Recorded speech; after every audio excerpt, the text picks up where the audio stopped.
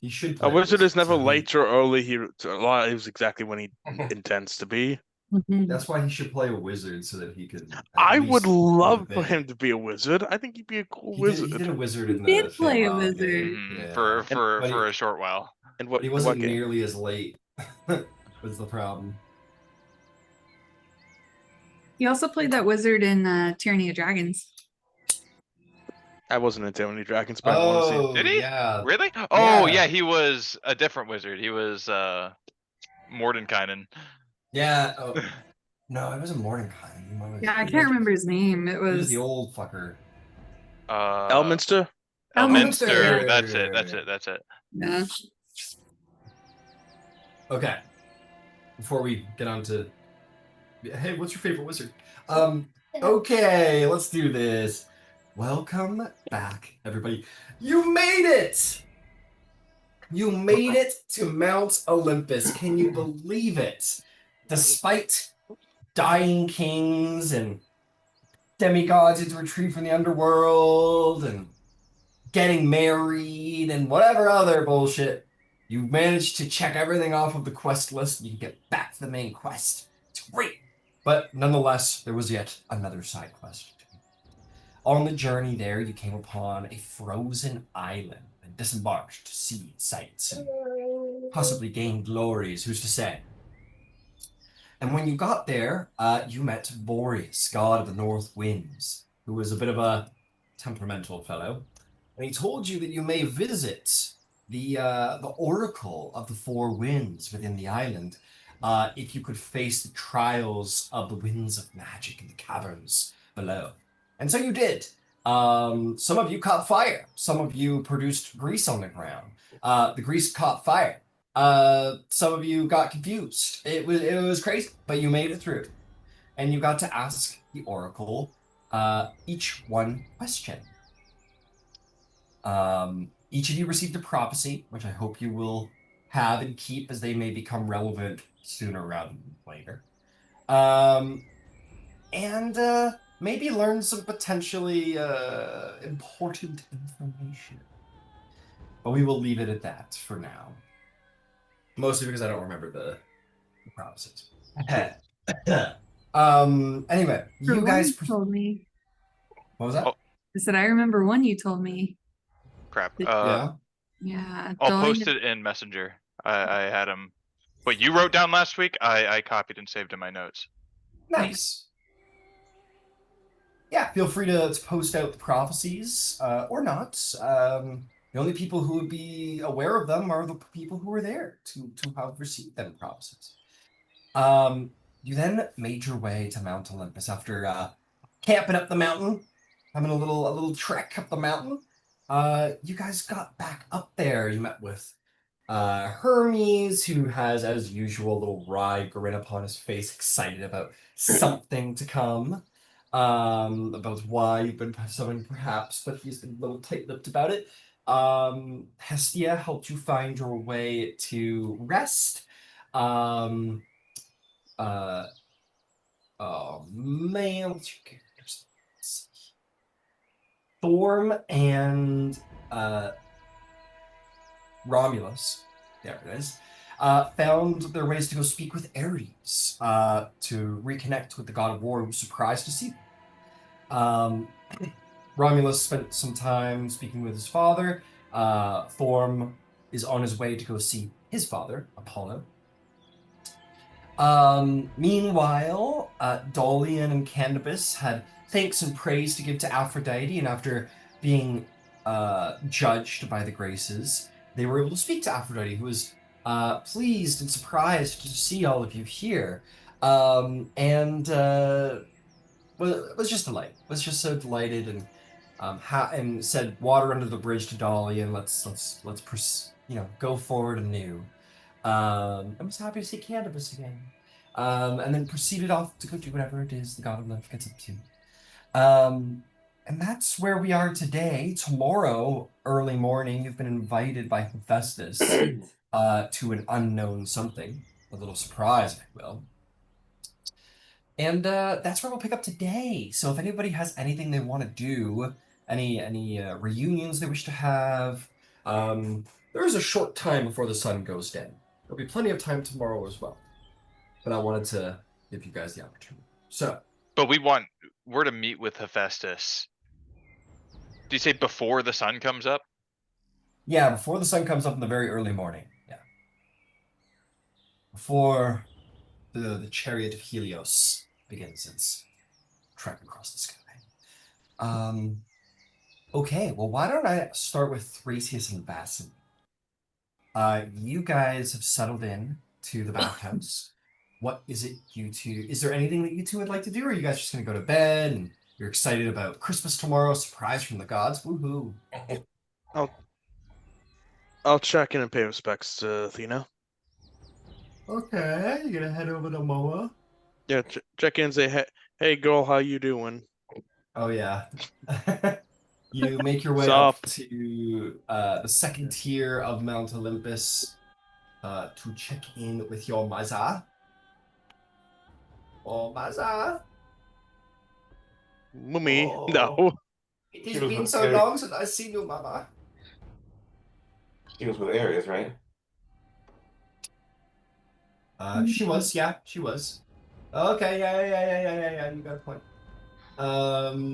Yes, you find your way to the arena where she is. Go away, Discord. I'm with you right now. Gotta hit those themes. Oh, Discord, I don't need you. Where is she? There she is. Yes, you find your way to the Colosseum, and on the opposite side of it, to Throm and Romulus, you will find the goddess of war and wisdom to be had, to be found. Have a moment, have a moment. It should be here. Ah, back. Here it is. No? Okay. Sorry, have a moment.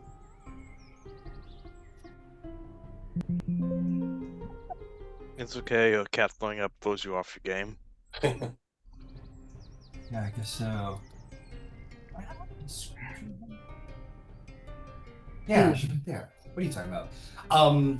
You come upon her as always and are, as anyone would be, slightly disarmed by her. She is serene, clad in white robes that are bedecked over by a golden cuirass, an aegis, a mighty shield gleams with the serpent-crowned Gorgon head. Her hair is dark and bound in a warrior's braid. Her face is calm, beautiful, and eyes gray as storm clouds and sharp as spear points miss nothing. And as she looks upon you, you feel as though in this moment she sees right through and past you, and she knows all there is to know about you, perhaps better than even you are capable of knowing. She carries herself like a queen, but bears herself like a warlord and consul both. Gracious, Lady of Athena, it's good to see you. welcome back. It's been quite a journey since you've last left these steps.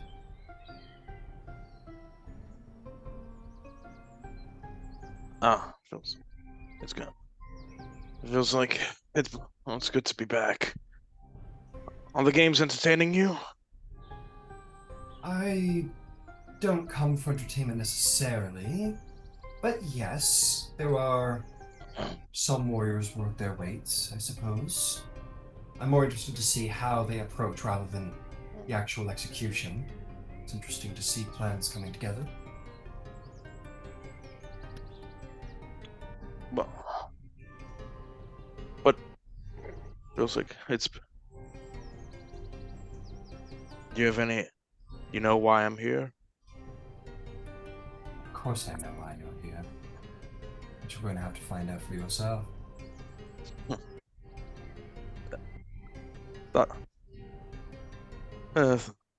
Can you blame me for trying? Can you blame me for trying to get some early information? No, no, of course not. Knowledge is only begot by the ambitious. And I would not see you dissuaded from its seeking. I have another question. Very well, my son. Ask. Does Athens still have your favor?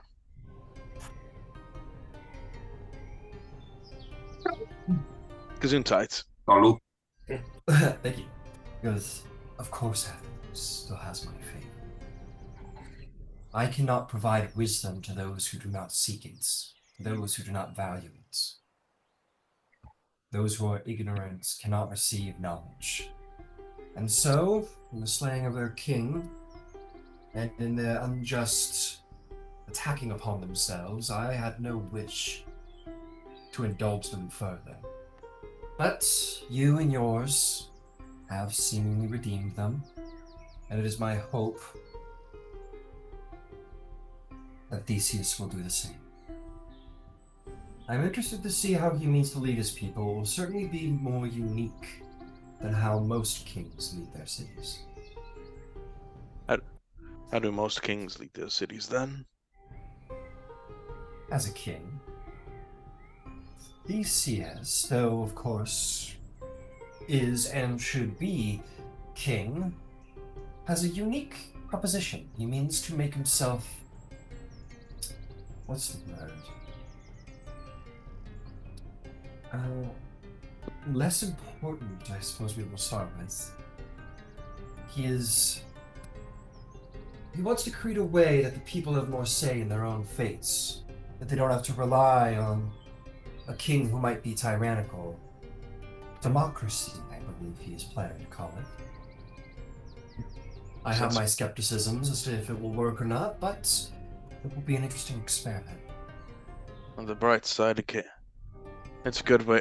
It's a good system to have in case kings keep getting assassinated. But be cautious, for giving power to every man can be quite foolish. That includes the criminals, the fools, the ignorant, the scared. These people do not always make wise decisions. And bring wisdom to them will be my job. Indeed. Perhaps with the wisdom of myself to guide them, and a king who means to lend them power to their own fates, perhaps something new might be born. Something worth keeping. We will see. Perhaps. I'll speak more when I can. I don't have any more information about what exactly or who did that to Theseus, but if I do, I will inform you. It is less important who did what they did, I think, Thrasius, than the fact that he is being returned, and that you have not earned any small amount of glory for yourself in doing this thing that was right. Thank you.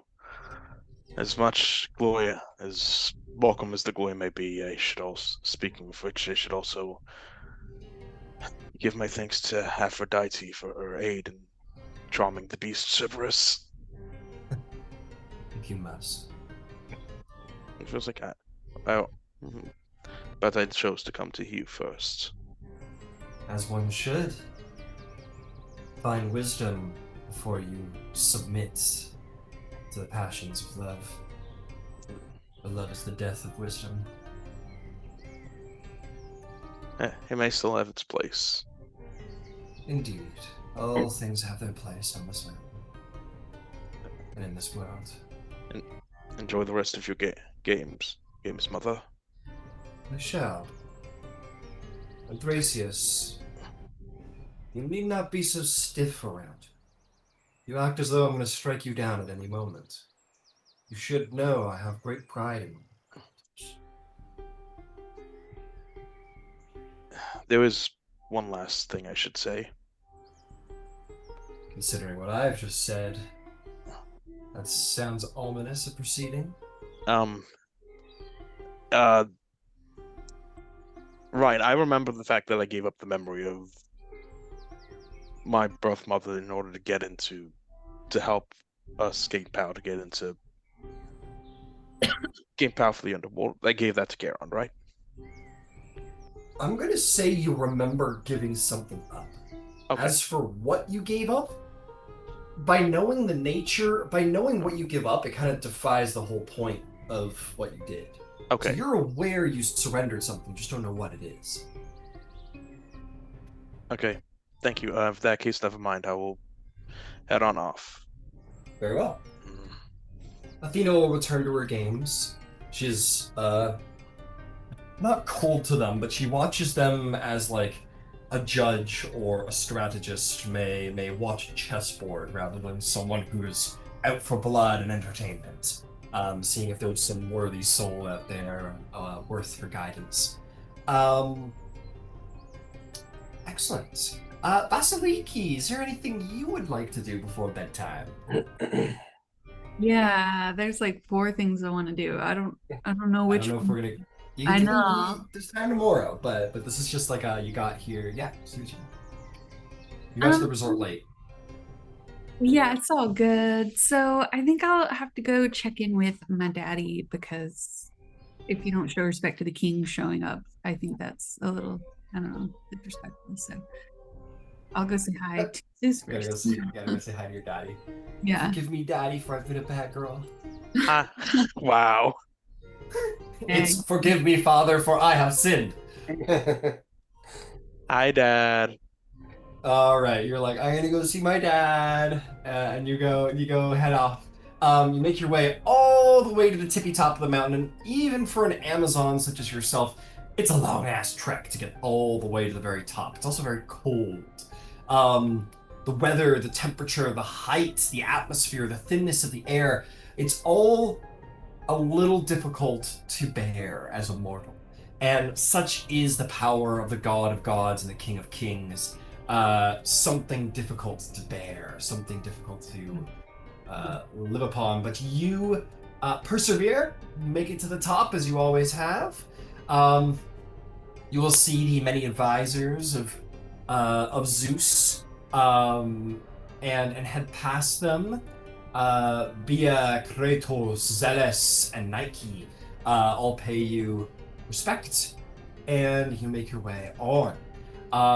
You will see. Yeah, you know what? We'll say that he's just kind of like enjoying some wine. He's out. He's on one of these like long benches. He's kind of sitting back across it in all of his masculine glory, broad and ferocious as the storm. Always overwhelming. He has a towering form, radiant and immense, skin gleaming like polished bronze, streaked with veins of living lightning just under the skin, crackling and dancing. His hair and beard are white as clouds and almost seem to move like them a little bit at the edge of your vision. His eyes burn blue, glowing and unblinking, a gaze like a storm contained at the edge of cracking. The air itself seems to hum with change and presence around him, for he is the great balancer of the universe. Daughter! He will stand and put his wine down, or he'll hand it to whatever his name is, his cupbearer Giamesh, the Prince of Troy, who's like kind of stuck in his circumstances, and he'll make his way over to you, and he'll give you a big hug, and you kind of feel the sizzle from it. He'll say, "Look at you! You are mighty as ever." Father, it is good to see you. Although you could serve to not live on the tallest mountain in the kingdom, I'd say. It's quite the walk. What would be the point if I didn't live on the tallest mountain? Or if I did not live on the tallest mountain, someone else would. And then I'd have to go take it from them. That's only fair. I see the wisdom in your words. Just well, saving time. But how have you been? All things said and done, pretty good. We well, quite frankly, I didn't think we'd survive the underworld, but we did. And here we are.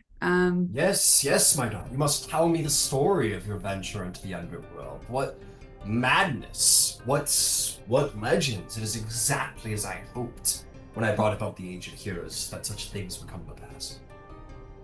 Never been done before, and it was terrifying to get past Cerberus, to say the least, and then the Lord of Hells was surprisingly accommodating, but not before trekking through a terribly confusing passageway of rivers, and well, some of our party members did not get off scot-free. I am certainly the luckiest of the bunch, but it was an incredible journey, and what matters is that we got Theseus back. Indeed, I heard that it was it Candybus who lost his memory in the pursuit, didn't he? That's right. He's born anew in many ways.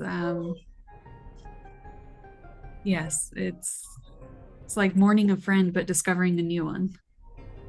Well, perhaps for the best. That man was too clever for his own good. Got himself into all kinds of trouble. Now he has something to focus on. Right. Well, in all of this mess, Father, I foolishly lost my title with you. I found myself in a moment of pride thinking I could lean on that title to get me through a tough situation, and I failed. So I come to you wanting to know how I can earn that title back. I know. You're like slightly out of my favor. You're like not quite my favorite child anymore. What can we do to mend this? I think in the days to come, I will have to think on this. Some way to test your mettle. Perhaps, well, there are no small amounts of family dramas that occur up here. You can make any one of them easier for me, I'm sure that will. Well, that'll put you back in my good graces, as they once were. Well, then consider it done. Very well. For now, take your title back, daughter. You are, as ever. What did I call you again? The will of Zeus. Right. Yes. That makes sense. Yes, you remain as always the will of Zeus. But my favor can be renewed. I expect you asked for your favor in a moment of great peril. And that is fair. Yes, I thought I could slew the tyrant brother that tried to overthrow King Aegeus. And, well, I was actually going to ask you about it because I called on your favor to help me through this moment. And, well, I was so above table, I rolled a nat 1 on the reroll. And so I kind of wanted to like flavor that somehow. Like, Sure. But in that moment, it felt almost as if you had abandoned me more than helped. And I haven't done anything to anger you, have I, Father? No. I did not abandon you. You called on my favor, and I came too. Do not look to me for your own failings, daughter.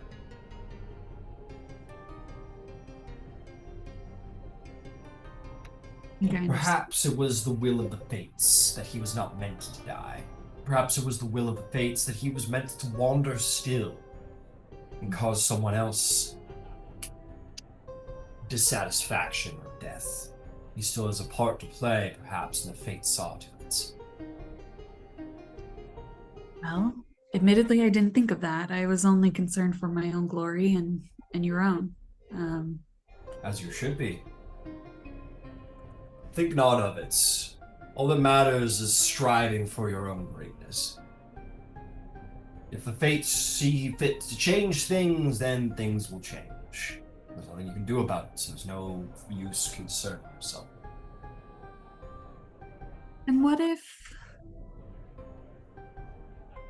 the Fates lost their power and they have His voice crackles, or maybe outside of Mount Olympus where the clouds grow, there's distant thunder with the laugh of the gods. As if the Fates lost their power, it would be catastrophic. It'll never happen. Perhaps you're right, but wasn't Theseus fated to be the greatest king and he died? That went against the will of the Fates. And yet, you brought him back, and he is yet still king of Athens. Perhaps all things went as the Fates meant for them to go.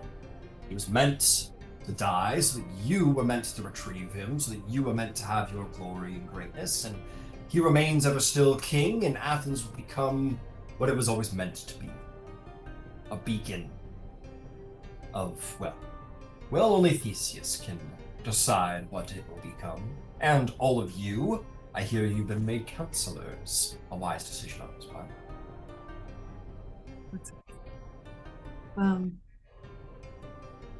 maybe you're right. I just, well, maybe it is possible.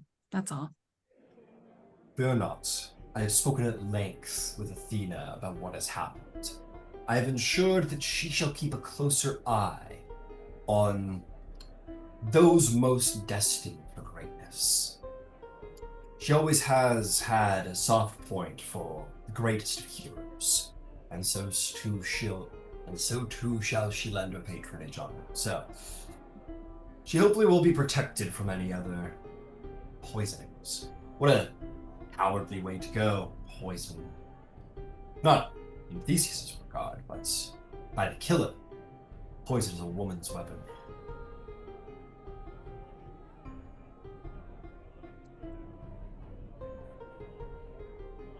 Oh, don't look like that. Amazon are not quite women. There's something more. Well, yeah, you are right. I suspect my dear lover was poisoned, was killed with poison, and I wonder if, it had to, well, not like an Amazon to act in such a way. Such cowardice. Whoever did this to your lover was no true warrior. And thus, perhaps, well, there are many Amazons who are not warriors. You have potters and bakers and so on. Well, I have my suspicions, and she'll leave it at that. And Very well. I hope the day you find this person, you call upon my favor again, that I might join my lightning with yours. Be interesting. she'll kind of smile sadly because she knows that'll never happen. That Zeus will never take a hand towards his wife. At least she doesn't think he will. He raises an eyebrow and says, "My, has the mortal world taken such mirth from the daughter? Seems so spoiled by sadness." I think the underworld taught me a lesson that I was not expecting, and it does have my head in the clouds a bit. Clearly. My advice to you, daughter, is don't sit. He kind of means this, he sort of says this quietly that his advisors can't hear. It's not for kings and the greatest of queens to let their subjects know their doubts. These things must stay true. A king, queen, must always seem in control. Must always seem confident, doubtless. If they smell weakness, they will strike at you. Make no mistake. Yes, Bob. Well, thank you. I keep my doubts hidden. Very good. Very good. Share them with me, but perhaps on a level. Or I do not have claim or wish to your claims. Regardless, welcome back. We'll have to hear of your tales in the days to come, but for now, you should get rest. We will speak more. Well, always good to see you. And yeah, she'll take her leave. All right. All right.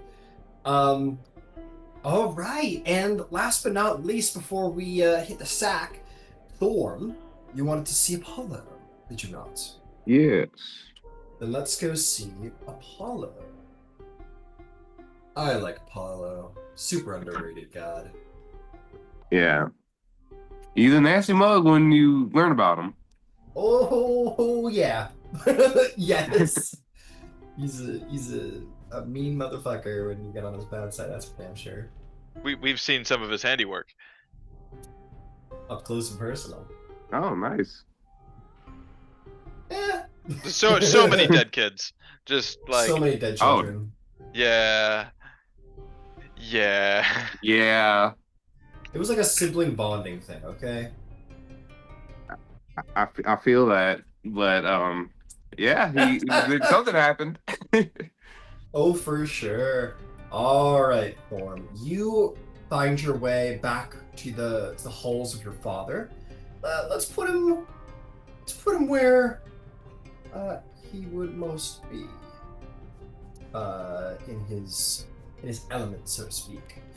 As the day grows late, indeed, we'll say as you come here, the sun has gone down, and you know your father is probably on the mountain.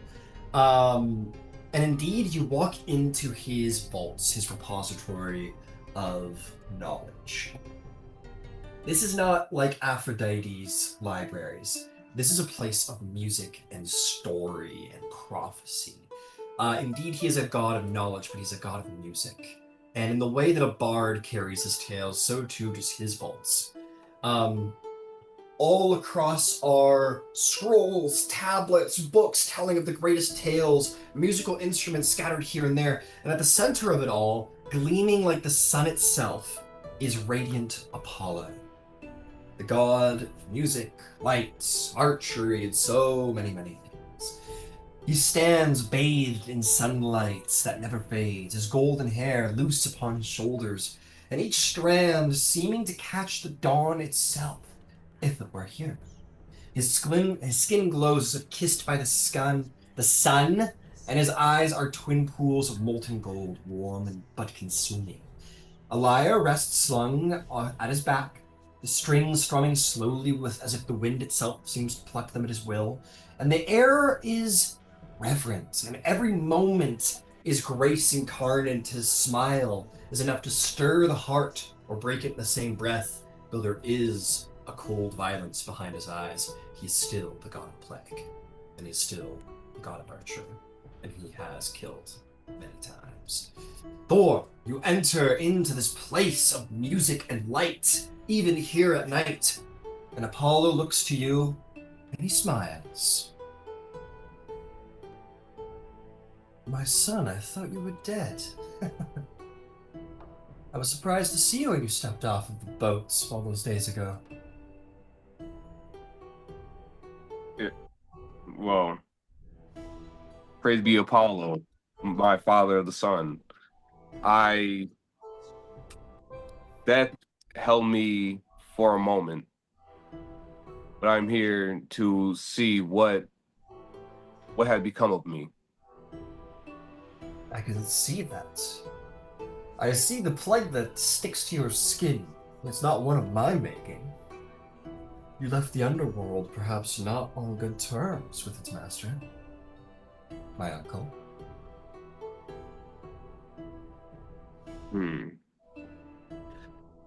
That may very well be the case.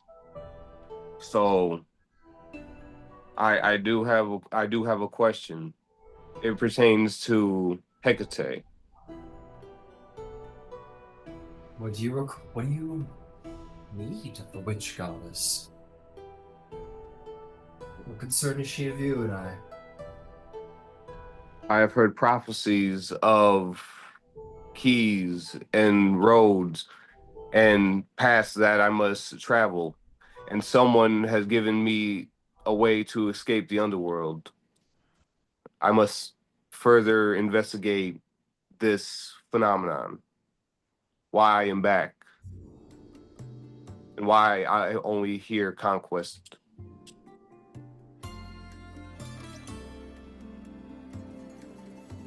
I think you asked the wrong questions, my son. Were you forced to leave the underworld? Of course not. No, you left of your own volition, of your own wit. Own it. You are here. Your purpose is your own. What will you do? Will you settle down and start a family? You know, become a farmer, maybe chop wood till the end of your days? Is that you, Throm, son of mine?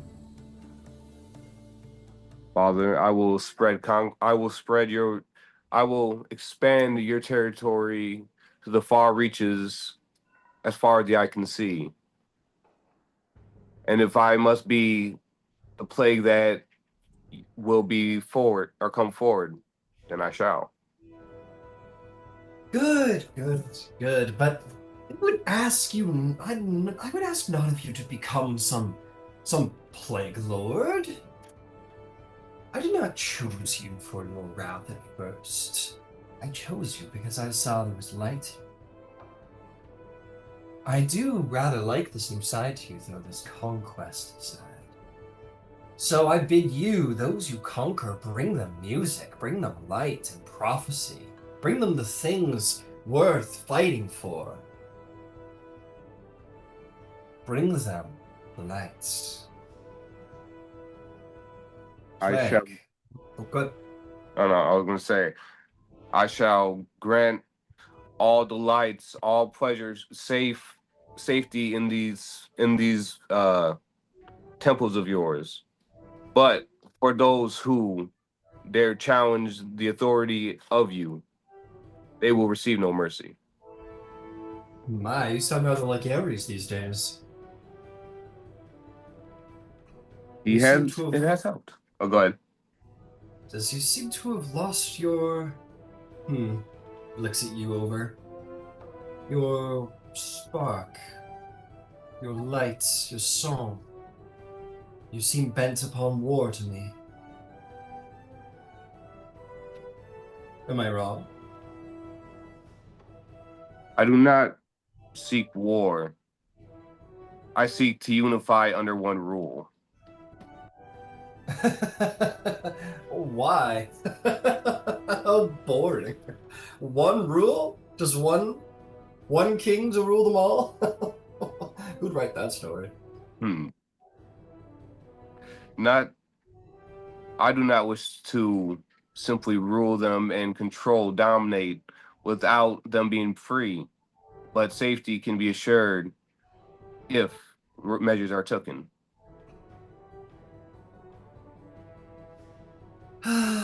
Thorn. You know what makes Greece so special? What's wondrous about it, as it is here on Mount Olympus, as it is all the way down there? There's so many of us. There's so many different kings. There's so many different gods. Could you imagine one god? Zeus alone is the god of light and the sea and everything. He's all around you. Oh, it's enough to put me to sleep. No. If you are to conquer, do not conquer territory. Conquer their hearts. Conquer their inspiration. Conquer their souls. Bring them, well, all that I am. Music, light, art. You do not need to rule them in the legal sense. That's Athena and Ares and all of that. If you've come here for my counsel, I would counsel you. Conquer their misery. Conquer their depravity. and then conquer their experience and turn it into music and song, and help them grow. That's the true conquest. But perhaps such things are beyond mortals. I maybe speak far beyond your understanding, unless you agree. You are very wise, Apollo, god of the sun, father. And yes, I will have it as though people will sing. If it must be a conquest, it will not be for pure domination. You said allow people and remove their burdens. I shall be that force. That is what it would take. Yes. Oh, and fear not. He sort of looks over your violent and powerful performances. And hey, fear not. Sometimes there are people who stand in the way of music and desire and art and all of these things. There will be those you'll need to quash. There will be those you'll need to slay to allow open the gates of inspiration. There will be time to talk in the days to come, and I hope in those days you'll, calm down a little bit. I'm your father, not your king.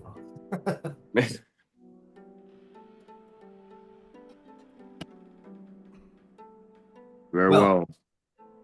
These have been my ideas. You seem to have ideas of your own. We should speak more of those ideas. And maybe see if we could do something about that complexion of yours. Yes, the cracked skin probably isn't the most appealing look for people. No, rather it is not. We could do some kind of, I don't know, fill in the cracks. Perhaps there's some way to restore you from your... I look at you, my son, and I see such a hole inside you. We'll need to fill that back up.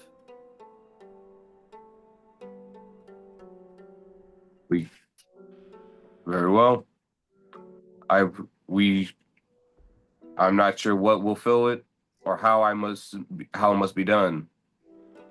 But the void will be complete at some point. But I wish to master this dark and this light for future endeavors. Very well. If you are to be the herald of light, you'll need to master your own darkness first. And we'll see about that in the days to come. For now, get your rest. I know how you mortals hate the nighttime. I don't really sleep, but I enjoy closing my eyes and staying still for a while. So calm peace. You're so weird. Get out of here, you. And, he says, but we will speak later. We will speak more. And you may go to rest. All of you, indeed, may go to rest. But there will be plenty of time when the morning comes to have done what you wish done. You all get a long rest. You may mark it off.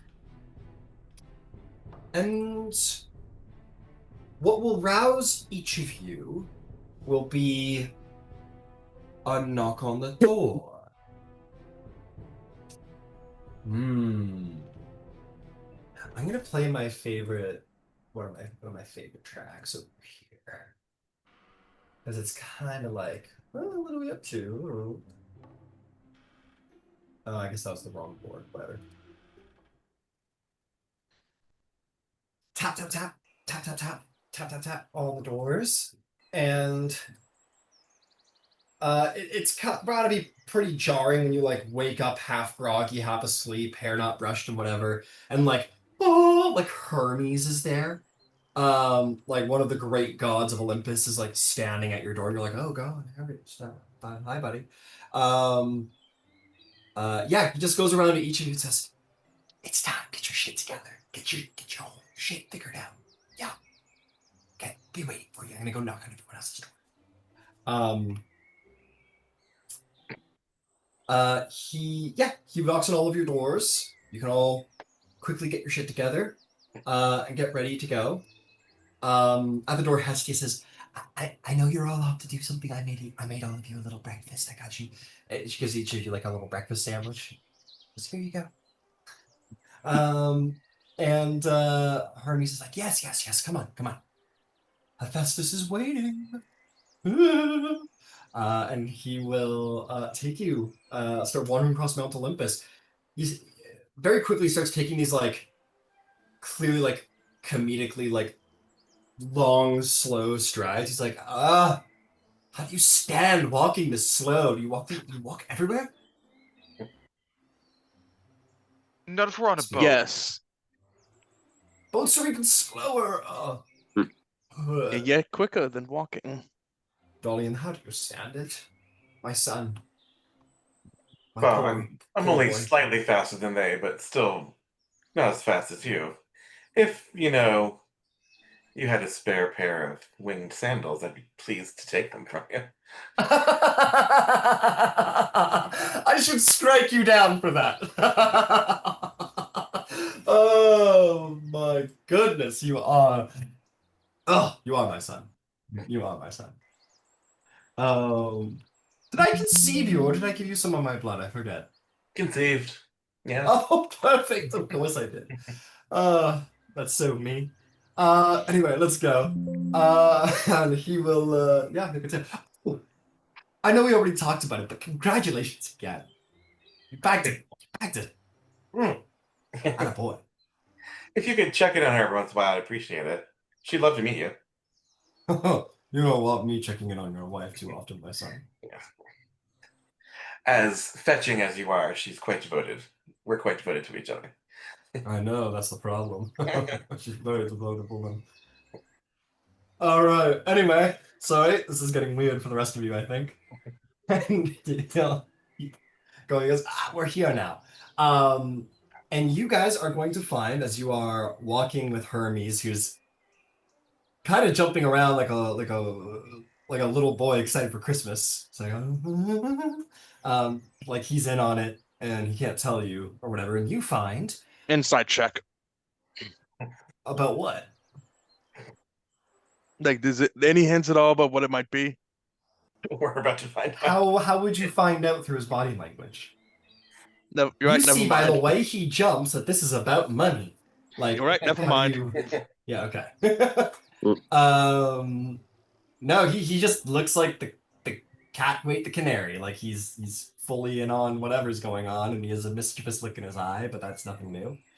And you guys are going to find yourself before Hephaestus. You walk and you eventually catch up with him. Oh God.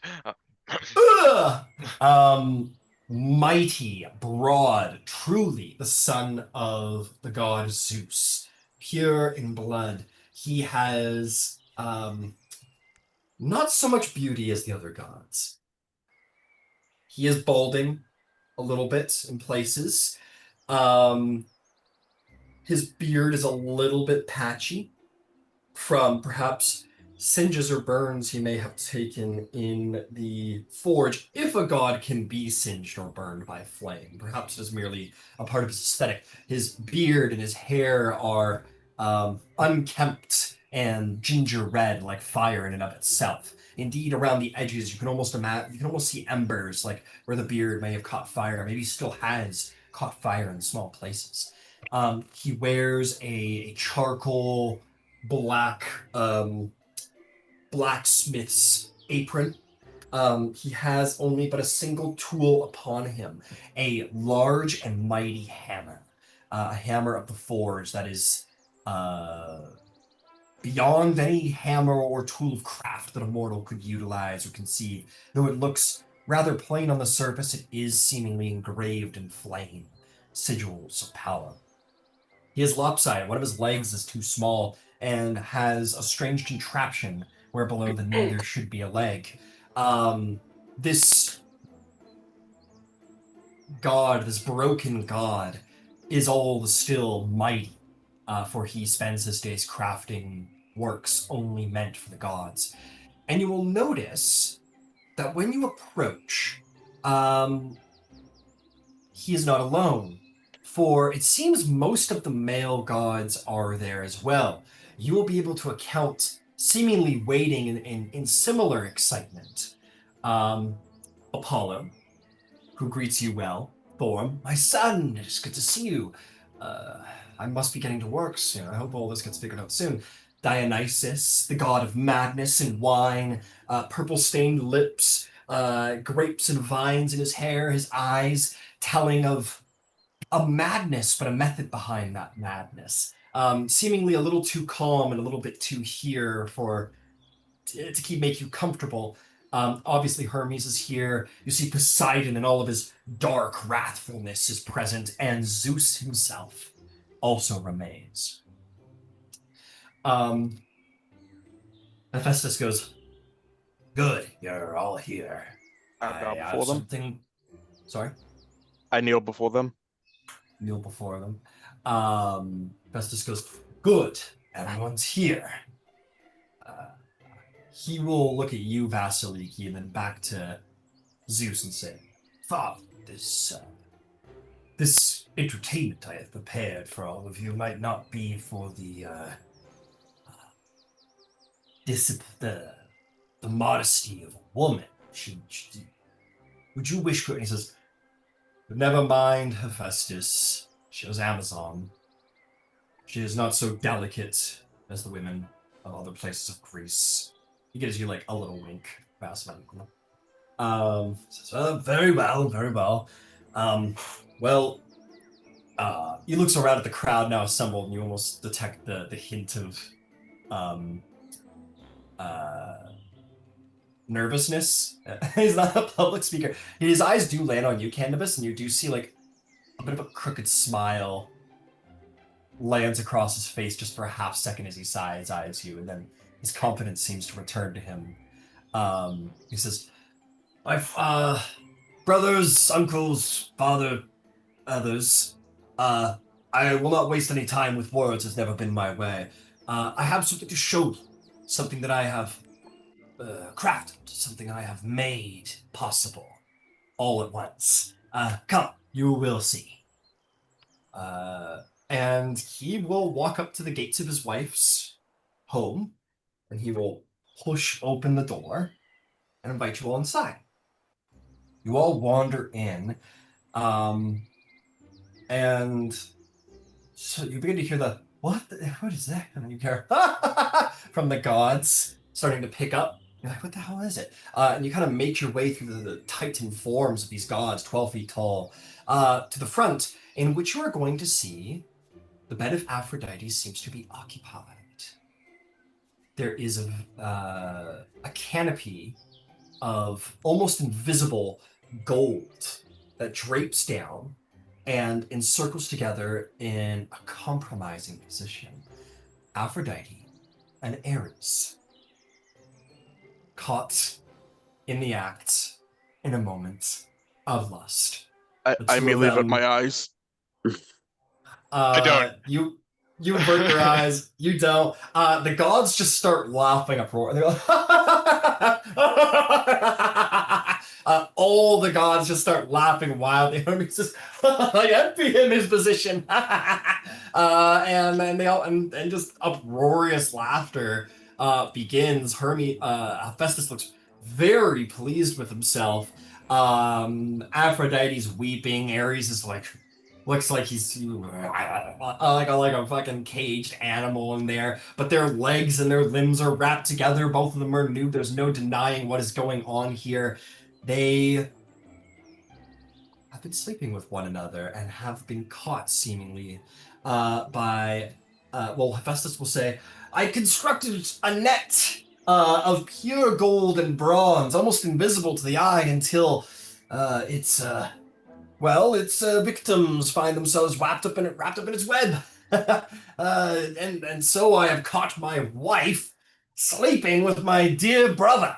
And he kind of, with his end of his hammer, kind of like pokes at Ares in the thing. He goes, "I'll kill your best brother." And then we're roaring angrily, and after he's just and the gods just laugh. This is a moment of complete humiliation for the two of them. while everybody's laughing it up, getting their yucks in, I don't like this. I think this is gross. While everybody's having their fun, I'm gonna sneakily pull out my Candylith harp, and I'm going to cast a spell from it. Okay. I'm gonna cast Dispel Magic On what? on this veil. Okay. You dispel magic. You cast dispel magic, and you cast it upon the veil.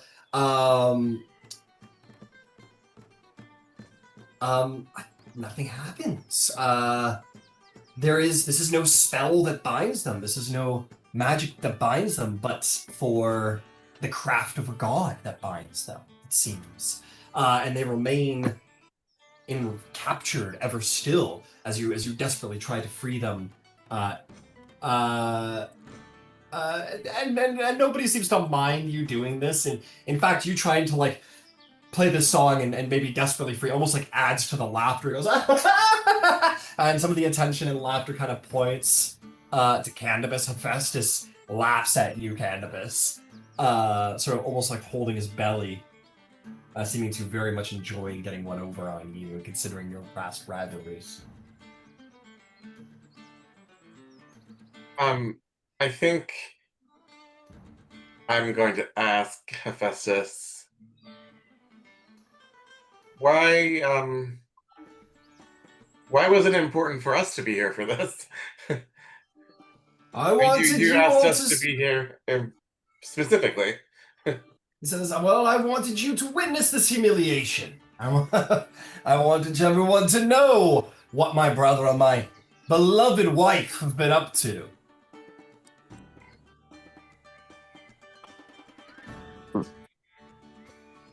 Okay.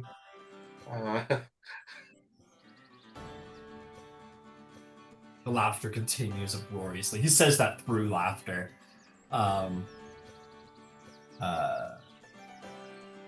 Yeah, that's probably the extent of the grace of performance and words he possesses. The laughter continues. It goes from like a belly laugh rolling on the floor laughing to just kind of like like rubbing tears from their eyes. Is there anything else anyone wants to do before I continue on? Here, I got one more. Yeah. Is the veil like in a complete circle, or is it just the three sides around the veil? Is it against the wall on the other side? It is like it looks like it was disguised almost like a veil, like or like a canopy over a bed, where it's like attached to the roof a little bit in like a little halo, then it kind of comes down like a thin, gossamer, beautiful veil. But then and that was clearly the intention, but now that they're like in the bed, it's clear they've been like wrapped up in it like a spider's web almost. So they're fully tangled and like wrapped up. Like it's clear like they started to get stuck and then they struggled against it. By struggling, they made it worse. So they're tangled. It's gonna take some work to get them untangled, in fact. Okay. So they're tangled in this material. Yes, it's the most purest. It's like spider web, except it's gold in how thin.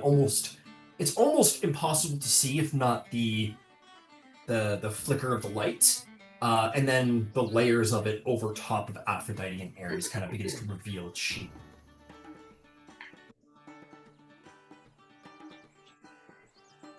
Okay. I get. Once I've run out of things that I can think to help them, I will.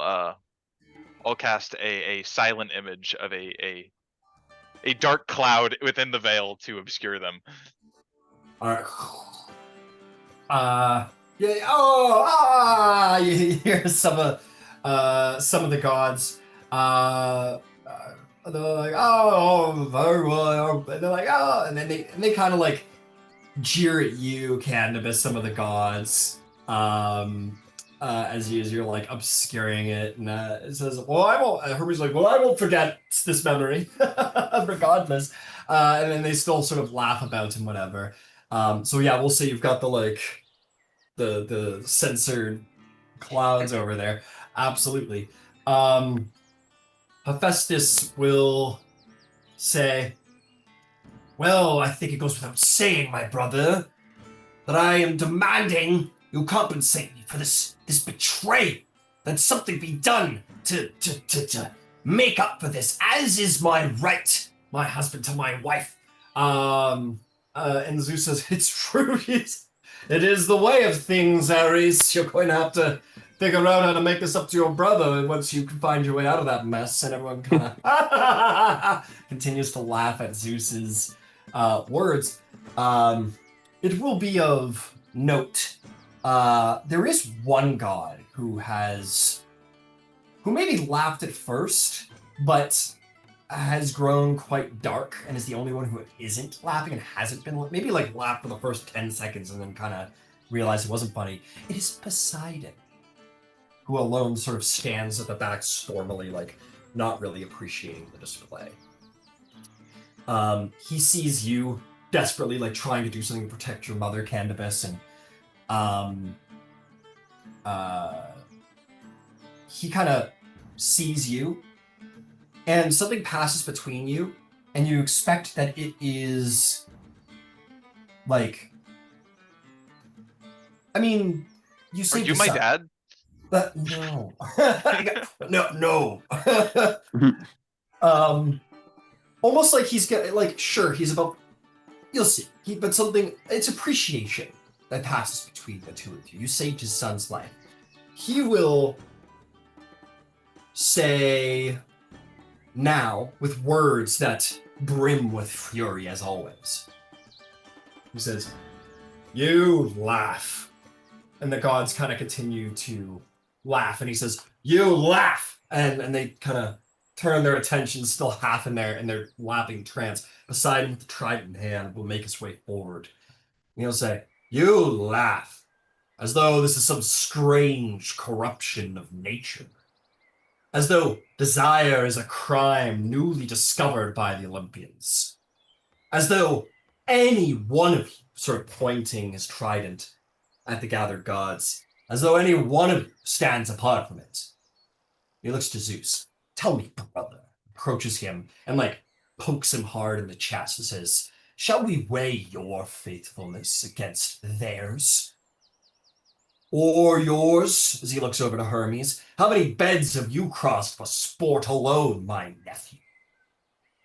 He sort of speaks broadly. He says, "Do not mistake yourselves. There is no purity here to be offended by all of you, not even by the goddesses who will not deign to look upon this crime." He sort of points broadly at Ares and Aphrodite, sort of humiliatingly locked in a moment of passion and embarrassment. "This is what we are. Do not fool yourselves. We are not the marble statues that the mortals create, nor the hymns they sing. We are hunger and impulse, storm and fire and flesh. You mock them for being caught, not for what they are. Perhaps you envy their boldness, that they took this chance, for it is what you would have done. Do not dress your envy in judgment. It makes you all look very small." Irritation rising to the surface. "I have taken what I wanted from women, from men. I have broken oaths. I have shattered shores, sunk ships of innocent men, sired children across half the world, but I do not pretend to be otherwise. I may be a bastard, but at least I have the decency not to laugh at my own reflection." He sort of turns to Hephaestus and approaches Hephaestus, who, despite being a god, kind of clearly leans back a little under the aura of his uncle. And Poseidon looks down at him and says, "You have made your point cleverly. No chain you forge will make this moment greater than it is, only longer. Release them! And there's a beat.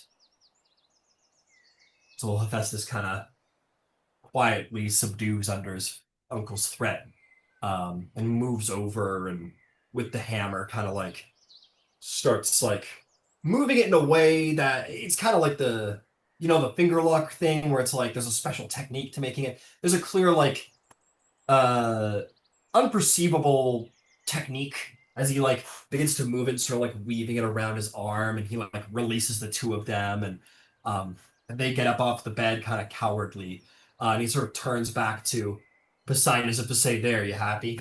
Poseidon says, "As for the debt, Hephaestus, I will say I will see it paid on Ares' behalf. I will answer for him. And either of you doubt my words, test them. But end this spectacle. It demeans all of you more than it does them at this point." And with sort of like a last look around the room, having like killed the joy and silenced the parade, he kind of just picks up his trident and moves out of the space and leaves. And all the gods are kind of standing there like feeling a little stupid, and one by one they start to kind of like leave, like, oh, it's not much fun anymore or whatever. Aphrodite sits on the side of her bed and kind of cries in her hands, and Ares is like not looking at the group, and he's just kind of like, there's clearly like a contained fury, like he's on the edge of murder and violence. And slowly the gods begin to leave and sort of recede till there's only Hephaestus who kind of looks at the scene, at the betrayal of his wife and his own brother, and then just kind of shakes his head and leaves as well. And it's just you guys standing there, unless you would have left before then. I mean, I think I'm staying. Okay. Is there anything anyone would have liked to have done during the speech, after the speech? I have never. Thracius deliberately did not lay eyes on Aphrodite or Ares in this position once he realized it was them. Yep. You leave. You would have left? Yeah, to give them privacy, yes. Okay. Yeah, you leave along as the other gods start to trickle out. You leave as Yeah. well. Yep, Throm as well. Cool. Yeah. Yeah, as much as like Aphrodite often chooses to appear to you nude, it seems wrong in this context to see her that way. Like that it wasn't her choice, you know? It Yeah. seems like she's being shamed for being who she is. So I think I would have, especially after that conversation I had with her last night, about realizing that how I had underestimated like how powerful she really was. This now seems like uh like I said, shaming her in some way, so I would have left too. And of course I don't want Ares to be mad at me either for any reason ever. So Yeah, that's fair. And yeah, as you look upon Aphrodite and her sadness, like it's in most circumstances, like yeah, the nudity would be part of the shaming, but when you look upon her, all you see is beauty, and her tears are not for her nudity; it's for her infidelity, and for the embarrassment that's been brought to bear over it. But yes, you take off, and one by one, it sounds like you leave. Romulus, you leave. Yeah, I do. Yeah, you leave your father. Um, and all that's left is Ares and Aphrodite. As Ares, again, radiating rage and violence, and you suspect there's going to be some perhaps unfortunate mortals who will have to be the vent of his fury at some point here as he rearms and armors himself. Vasaliki, yes, I have. Yeah, sorry. Before I go, I'll like maybe put a blanket. I mean, if she lets me, Yeah. I'll approach Aphrodite. put a blanket around her shoulders and tell her,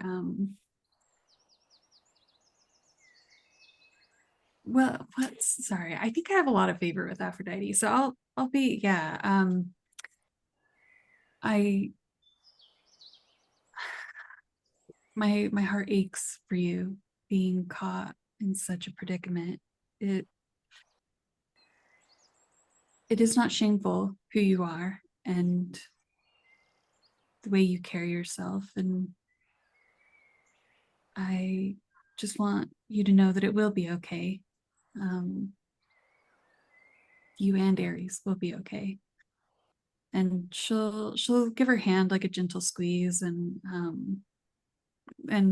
leave her with, I don't know. I want to give her privacy as well. So Yeah, you do so. You squeeze her hand, and even after all of this, her proximity is enthralling. Perhaps envy is taking you for what Ares got to experience, and even still through that, that is not all that she is. She has compassion as well. And as you show her this moment of empathy and compassion, um, she you see in her eyes there's guilt there. Like she cries for herself, but she cries for Festus and the pain she's caused him, and she smiles at you and doesn't say anything but pays you like a smile. She appreciates the compassion, the empathy. And you leave her be, and you suspect that this was very much the kind and right thing, absolutely. Um, Candybus, you do not leave. As Vasaliki takes her leave, it is you, Ares, and Aphrodite left. I'm so sorry. That was horrible.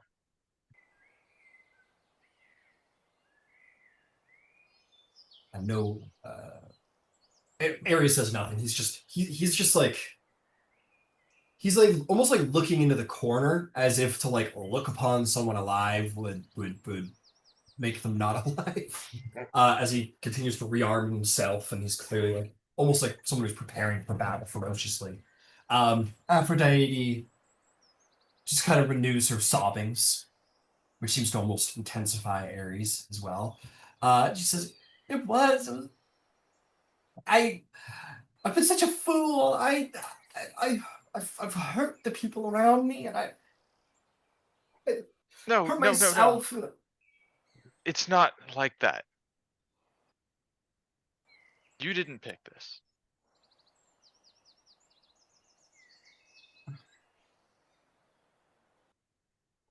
It doesn't matter. I'm his wife. I, it's my duty to be good to him as his wife. That's how it works. It And is your I've duty to be the god of love, and that's all I saw here. Rage and love and passion.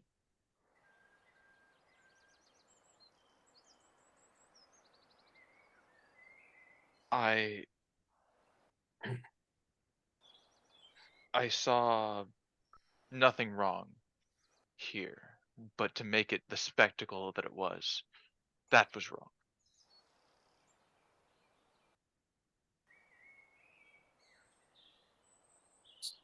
perhaps deserved it. I I shouldn't have done. I may be the goddess of love and goddess of sex and compassion and all of these things and passion, but that doesn't mean I need to. Maybe it does. Love is a ferocious thing. It's maybe meant to be, but You did exactly what you were supposed to. she smiles and says, I know. And this is the part of love that nobody likes.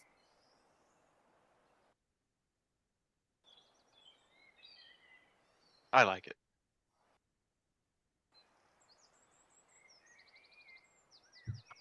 Um,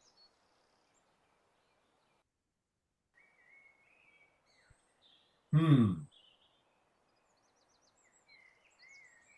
No. Ares leaves at this point. He has armed himself. He's armored himself. I won't stand in his way. Yeah, it is. It is impressive that he has not murdered anyone yet. Perhaps he has someone or something on his mind that has given him something to steer him away from the current company. For not for blame, but for a need to vent a temper. And the enraged Ares streaks out shield and spear. There will be war. Just not here. I think the last thing he'll mutter is he'll say, "I owe to Thrace till this is over." And that's all he sort of spits and then leaves. You get the sense this Thrace will not be a nice place to be right now. Aphrodite doesn't say anything after him. She looks like she wants to, but he's long gone before words could come from her. Jesus, I don't know how anyone's ever going to forget. Because I should go too. I cannot be here right now. Not with all of this. I will Go where you return to need to. Cyprus. I must go to my baths in Cyprus and wash away the stain of this day. Yeah, she'll get up with sort of teary eyes and she's going to find a conch.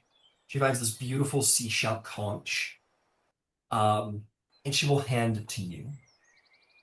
And she says, "You Candybus have always been my great comfort. I can't be here right now, and you must have been looking forward. I've been looking forward to seeing you, and if you need me, I'll be in Paphos, and you can meet me there. Blow into the conch, and you may bring friends as you wish. And if for whatever reason you should want to see me, it doesn't matter. But just take it." And she's going to give you a conch of teleportation. This is just like an inventory item, and it will allow you to teleport to Aphrodite's location. Awesome. Love that. Yeah. It's anywhere anywhere she is. Yes, it's a once a day, but that is to her and then the return trip to wherever you had teleported from. Okay. Yeah. For as long as I want, it's just like blow it once to go there and blow it again to go back. Yeah. Exactly. Yeah. Excellent. And then she leaves. Yeah, she gets up and she just kind of like and she tells you to like leave her in kindness. She said, "Please leave me. I must go. I must be ready to leave." And I'll leave. Yeah. And then as you close the doors, you suspect you will not see her upon this mountain for some time.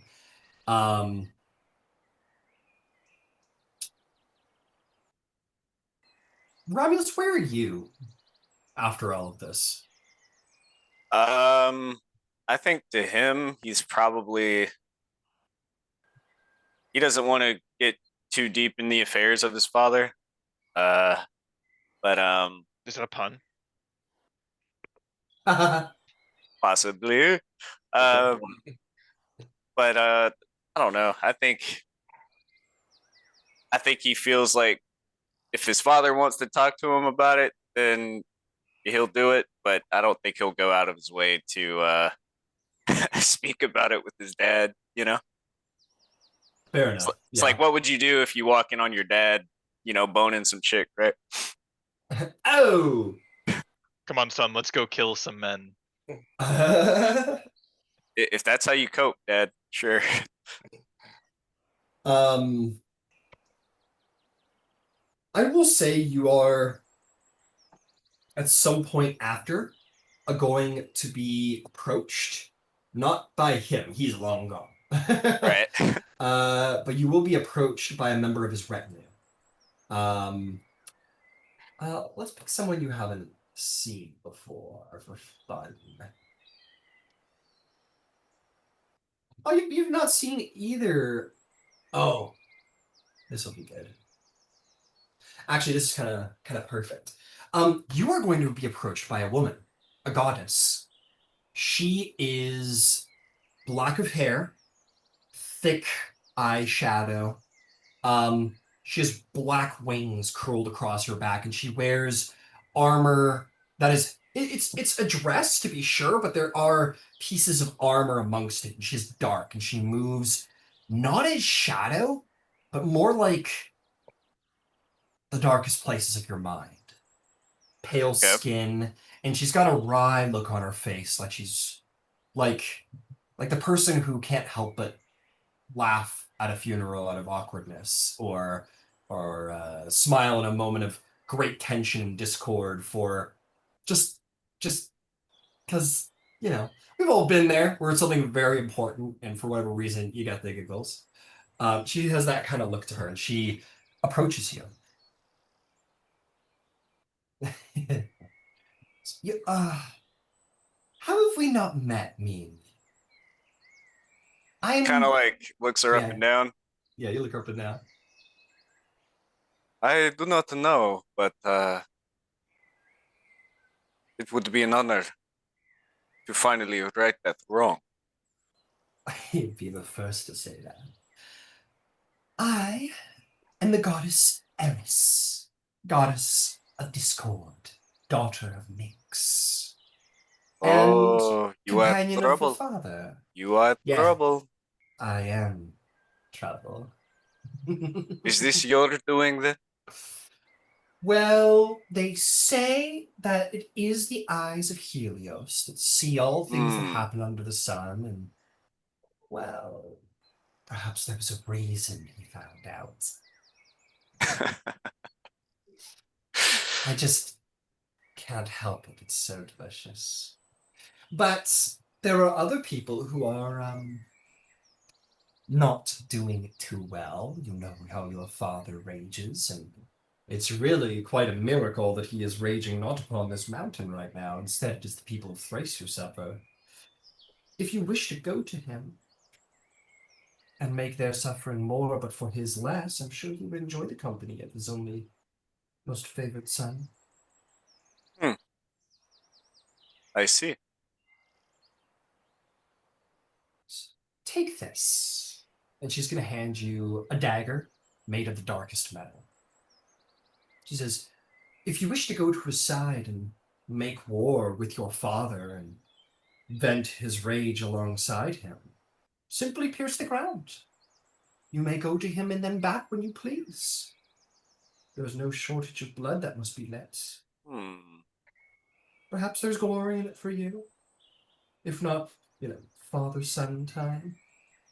And what if I wanted to see you again? Specifically. Well, then I'd say you're quite the fool. But I'm here on this mountain, or when things aren't going quite right.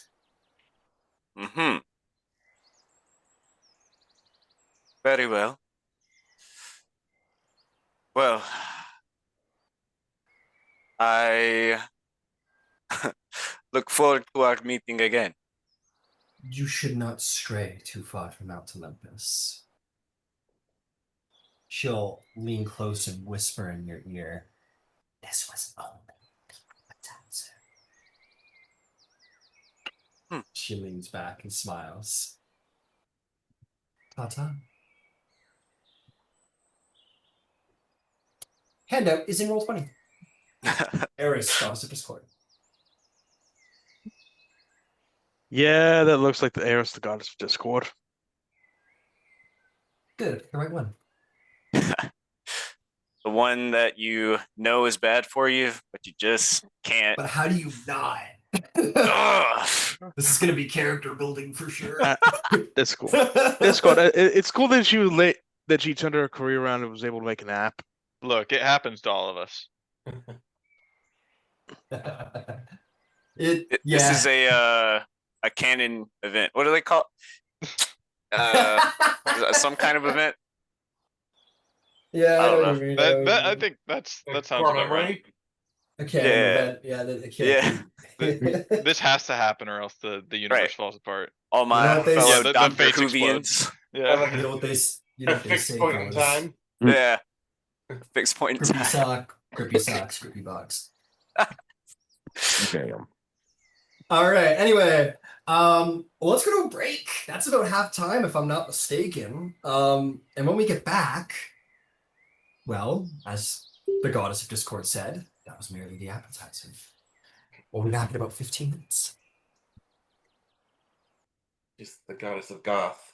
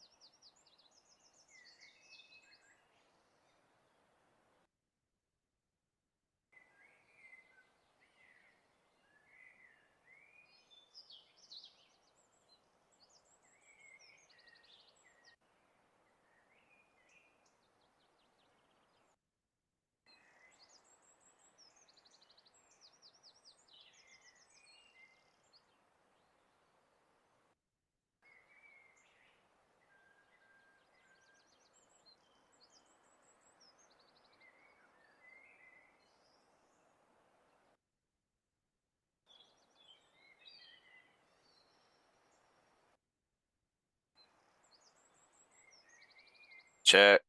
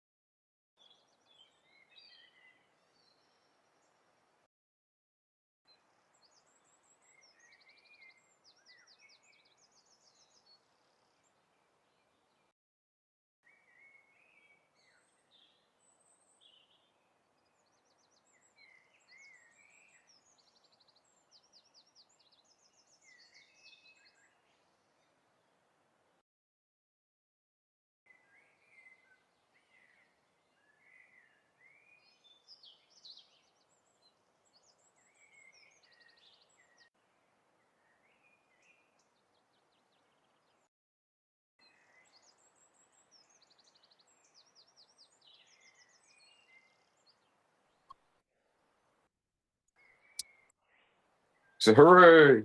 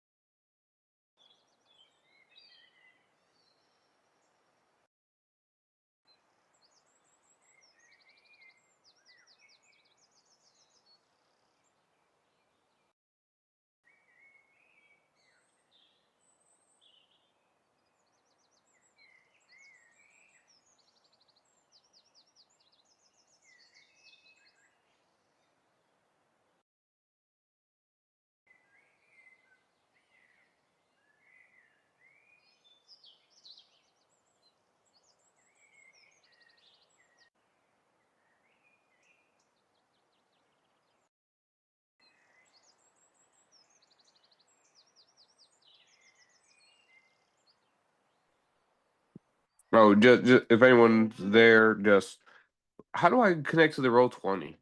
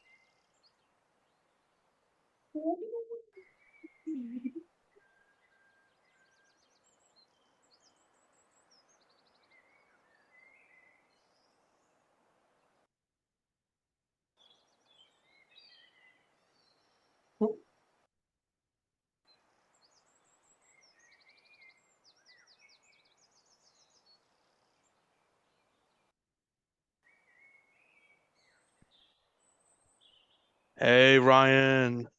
Hey, what's up? So did Hephaestus just invite us back to just see this prank? I don't know, probably. I guess we'll find out. Well, yeah, we wanted to stick it to that Candybus guy. It's strumpet and stick it to his strumpet wife. And that's right, his strumpet wife. Yeah. Oh. It is interesting how like the dice just refuse to give us a random encounter battle. Yeah. Yeah. They don't like to give you guys random encounters. Maybe you just take that random encounter off the table and then I'll solve the problem. Yes, I guess. That is certainly one way to go about it. The story's more as a conflict, I guess. Yeah. Oh, quick question. I click on that Roll20. Is there like a community or connection one where we can see different images, or is everyone sharing stuff on Facebook? Oh no, it's did I not give you the link for Roll20? I'm sorry. No, you gave it to me. I signed in, and it just I don't really know how to navigate it yet. I guess. Oh, I'll post, like, I'll actually like post the images, but if you go to the right bar, there is one of the little tabs on the top right called Journal, and all of the handouts are in there. Yeah, you want to go to the Okay. journal. Yeah, Roll20 isn't always the easiest to navigate. Okay. Thank you. Oh, Thank no you, worries, good no sir. worries. Yeah, no worries. All right, welcome back, everybody. That was a lot, but you're back on Mount Olympus now, and it's yours to do with what you will for the moment. What's the play? What's the plan? Does anyone have anything else they want to do? I know Vasaliki has a lot, so you want to start us off there? Get us some momentum?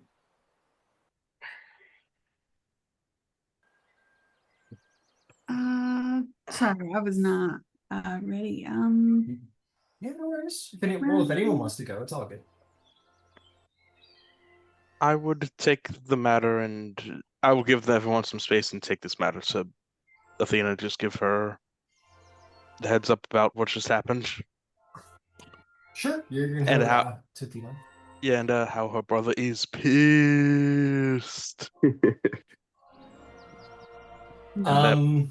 Let's deal with that for a second, because that may be relevant. Let me put on the Athena track. This time you find her in her home here on Mount Olympus, but not just anywhere on her home. You are going to be met by her owl, who flutters down and kind of looks at you. But this is a large ass owl. This is the biggest fucking owl you've ever seen. It is considered a giant owl. You could ride on it if you wished. And it escorts you into her repository below. You follow the owl and you find yourself. Have you been here before, Thrasius, the archives of Athena? I don't think so. He brings you inside of her her home, which is what you'd expect of the goddess of war. It is, there's strategy, there are arms and armor of different kinds and different flavors, there are books, there's knowledge, but it is only the beginning. He brings you below, and in the heart of the mountain, the deep of the mountain, he brings you into the largest library you have ever seen. A true vault repository of knowledge and wisdom. each it spirals down as a constantly spiraling down library, and on each floor there are bookcases that are 10 plus shelves high, stuffed with scrolls and knowledge and skulls and mementos of wisdom and knowledge and tools. It is, you could spend your life in here and you would not even scratch the surface of the amount of lore and wisdom to be held on the shelves. And it is not till you get to the bottom where you find Athena, unarmored, just working away as she does, reading over various tomes and whatnot, and you arrive. Good morning, Mother. Good morning, I hope Thrasius. That was a much more welcome greeting than my lady, my goddess, as it has been lately. How less formal would you like me? When it is just me and you are my son, and I am your mother. I understand the relevance of such things as high priest when you're in Athens and speaking to your flock, but this is fun. I know you are the goddess of knowledge, but would you also be interested in some pretty hot gossip? It's not gossip if it's true. Well, Hephaestus showed us and some of the other gods what he wanted, what he brought us here for, and I described to her what I briefly saw. She says, "Are you surprised?" I'm not surprised. I'm shocked, but I cannot say I'm surprised. I've always told you that love and passion is the death of wisdom and logic. It's like, feels like You cannot live without them, but they must be tempered. Unlike Aphrodite, who lets every fancy float on the wind. well, love and rage oddly seem to be perfect for each other. So it's not really a surprise it would be Aries. Yes, both are equally unreliable and misguided. Aries is in Thrace. a black rage. Yes, the people of Thrace already begin to suffer. But his daughters make war with the Thracian king, and he is all too delighted to take part in the bloodshed. Should we be concerned? There's always cause for concern when war is waged, but such is the way of the world. There are much more pressing concerns, especially upon this mountain, that we should address. She closes her book with a finality as if something more important is to be spoken of. Thrasius, you have long been dedicated to not only my faith, but to me as a son. I ask you in confidence, how far does that go? I'm sorry, Ryan, how far does what go?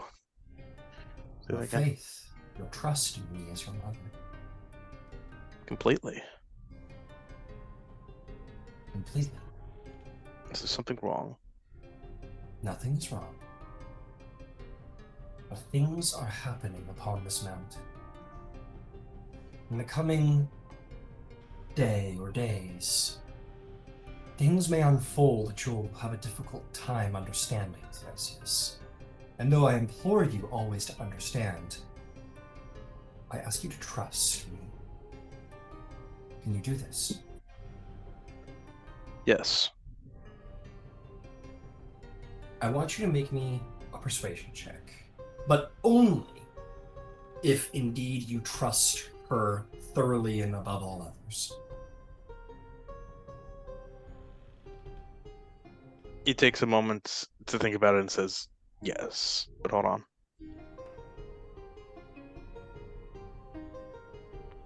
Eh, 16. She says, "Good. Have faith. Things will be the way they are.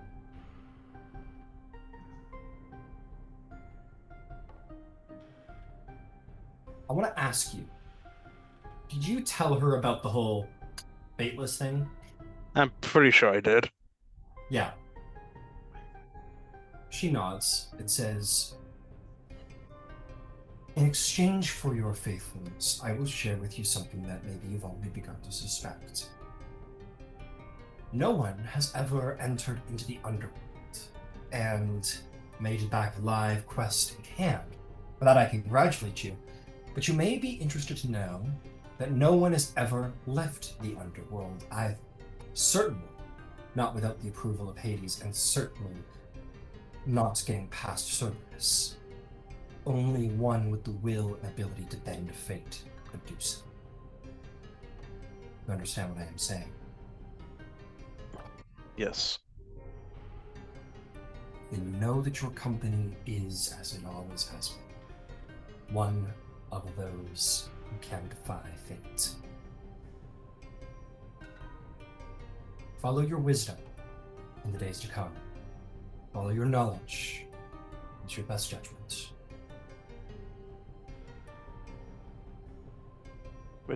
But do you feel like will be coming? Plans are set in motion. This escapade with Aphrodite and Ares. Let's just say it's all going according to plan.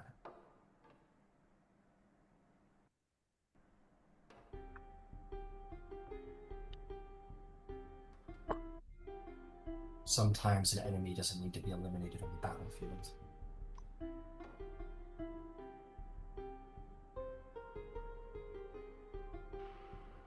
But what is it you intend to do?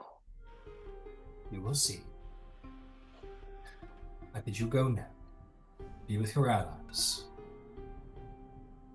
Prepare for any.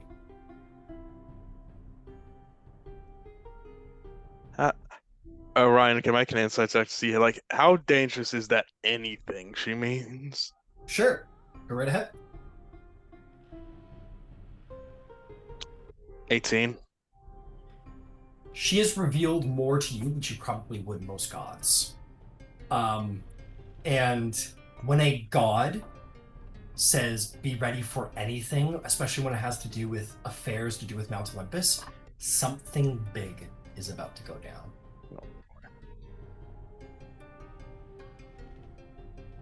Something worth concerning yourself with. But nonetheless, she looks at you ever with those peerless gray eyes and the confident, queenly pose, like a general who is 3 chess moves ahead, maybe 10 chess moves ahead. And you definitely detect that she maybe had some hand in what happened to Ares and Aphrodite. I see. But we'll move along from that as you find yourself back out into the mountaintop, and Athena continues to make whatever preparations she's making. Who else has something they want to do? Yeah, Candybus. Yeah, we'll come to you next time. I think I would. I'd like to seek out Poseidon. All right, you seek out Poseidon. You're looking around for him. You're having a bit of a hard time finding him, in fact. But you are going to run into him, and for whatever reason, kind of struggling to find him. You are going to find him where he's usually not, which is towards this middle section of the mountain. He seems to be like on the move, like he just left or is going somewhere of importance. And he sees you, and stormy as ever. Candybus. Great Poseidon. I want to thank you for what you did back there.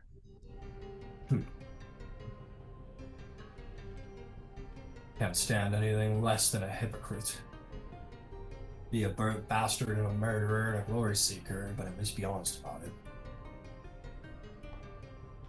I think we need more of that.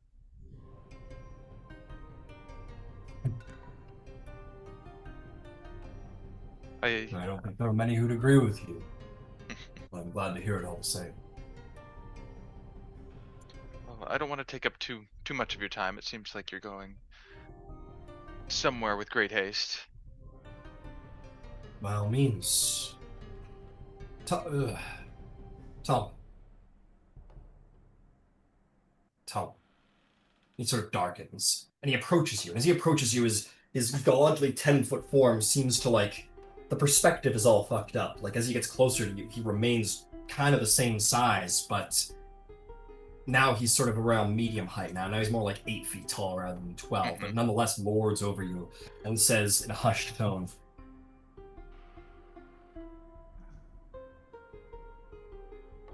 "Do you want revenge for your mother?"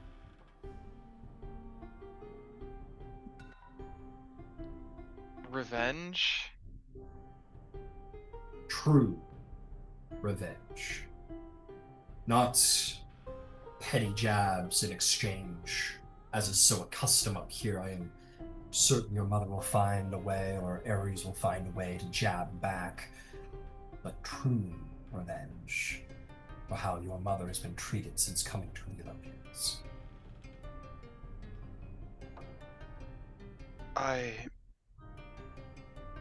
I think there are wrongs that need to be righted.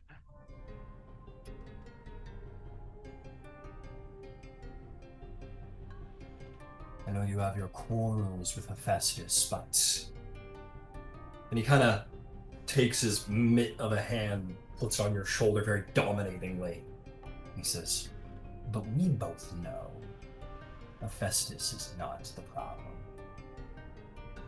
He's a symptom of a greater sickness. I speak of the root of it all. That which lays in the depths. What truly needs to be cleansed upon this world. Do you understand what I mean when I say this?" I think I do. Your mother was forced to marry into a marriage she did not want, a marriage that was destined to fail by anyone who had 2 eyes and a brain between their ears. And then condemned and humiliated and laughed at for being exactly what she is. Hypocrites. No less.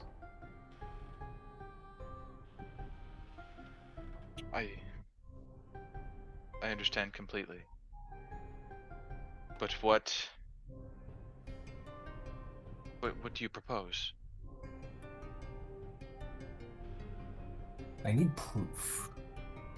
I need proof that you and perhaps your group is to be trusted, Candybus, with a most secret need.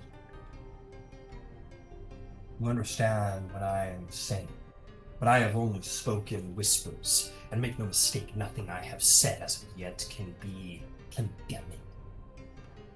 If you wish truly to understand what I mean, I must find a way to trust you more.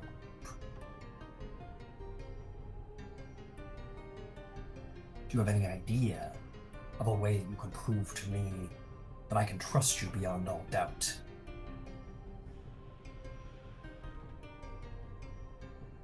I can swear it before you. Not enough. Words, like men, so easily can be betrayed. I want deed. Deeds.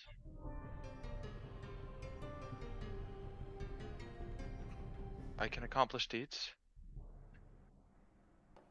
And I will leave it to you. Be swift. I do not have much time. Be swift. And prove to me and any other you think can be entrusted with, well, reality. Can be done so. I leave it in your hands. Do not make it. Make it convincing, son of Aphrodite, for the sake of your mother. Perhaps at the end of the day, I must be off. And speak to no one of this except for those you hold in dearest trust. Of course. And Poseidon, treacherous as the sea, leaves to go about whatever else he means to do.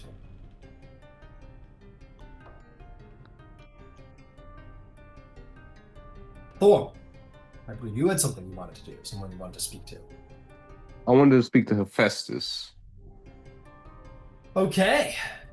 You find your way to the forges of Hephaestus. The entrance of which can be easily found, excuse me, from the Garden of Aphrodite.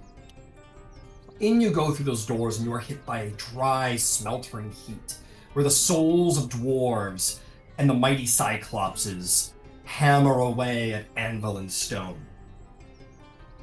Mighty is this place of craft and forge. For the weapons of the gods, the armor that they endow themselves with, are forged here. And yet, this isn't even his true forge. And yet, it is magnificent and sweltering. You wait. Hephaestus is not here indeed. You need to wait for some time. But inevitably, he does arrive. Waddling in as he does, on his not peg leg, but a harmed leg. And he sees you. He says, "Who are you?" Again, "You're one of the demigods." I am Thorm, son of Apollo. Huh. I apologize. I would not have judged you such. You do not have this usual, radiance he holds. What is it that you need? You wish something forged? You wish to compliment me on my scheme? My craft? While you did catch a horrendous act, all I must say about that is I felt the pain that you were suffering in order to do such a thing to your own brother. But it is not for me to show emotion. So I would ask you, what must it take for you to forge me a mace of light? Mace of light. Sort of looks you up and down. He says, "Oh, excuse me for saying so, but despite your lineage, you seem darker than all of that. I feel as though there is from your presence, that there is something missing of it. Why would you wish for a mace of light?" For my father Apollo have told me I am an empty void, and I must fill this with some form, and I personally believe that this shall help me balance the dark and the light. I'll tell you this, boy. A weapon is an important companion to any warrior.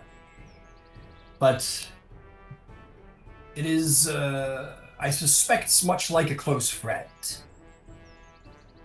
It can fill you, it can be your steadfast companion, but it cannot change who you are. I can make you this thing, but do not expect it to solve the problems within, only the problems without. It will be a conduit of power. That is all. It will not be my main desire. Very well, I'll make you this thing.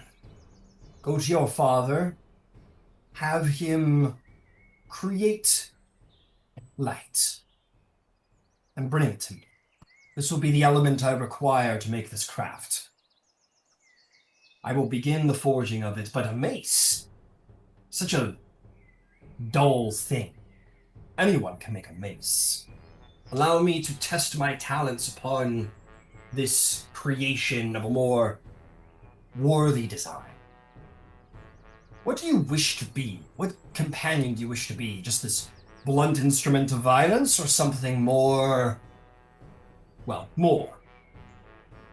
It will be the force to frighten shadows and to shine the light in the brightest day.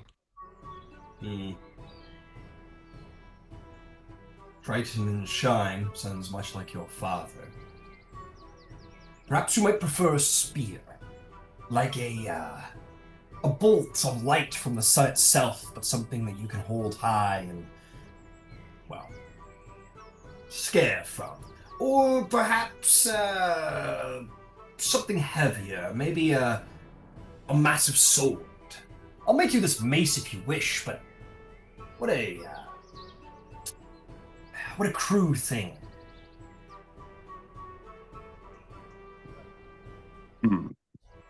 I do appreciate your ideas, but the mace is what I've known, and the mace is what I will use. Yeah, very well, I'll make you a cruggle, something of the like. Find you this light, bring it to me, and I will infuse it with something akin to what you speak of. And then I ask him, I say, thank you. And then I question, you are God of Forge. Do not think of it as a lonely mace. Make it a masterpiece if you desire. And then I walk.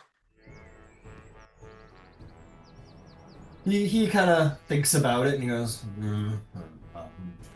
kind of grumbles to himself like he's trying to figure how to make such a thing, a masterpiece as you put it, a bludgeoning weapon, and yeah, you can go.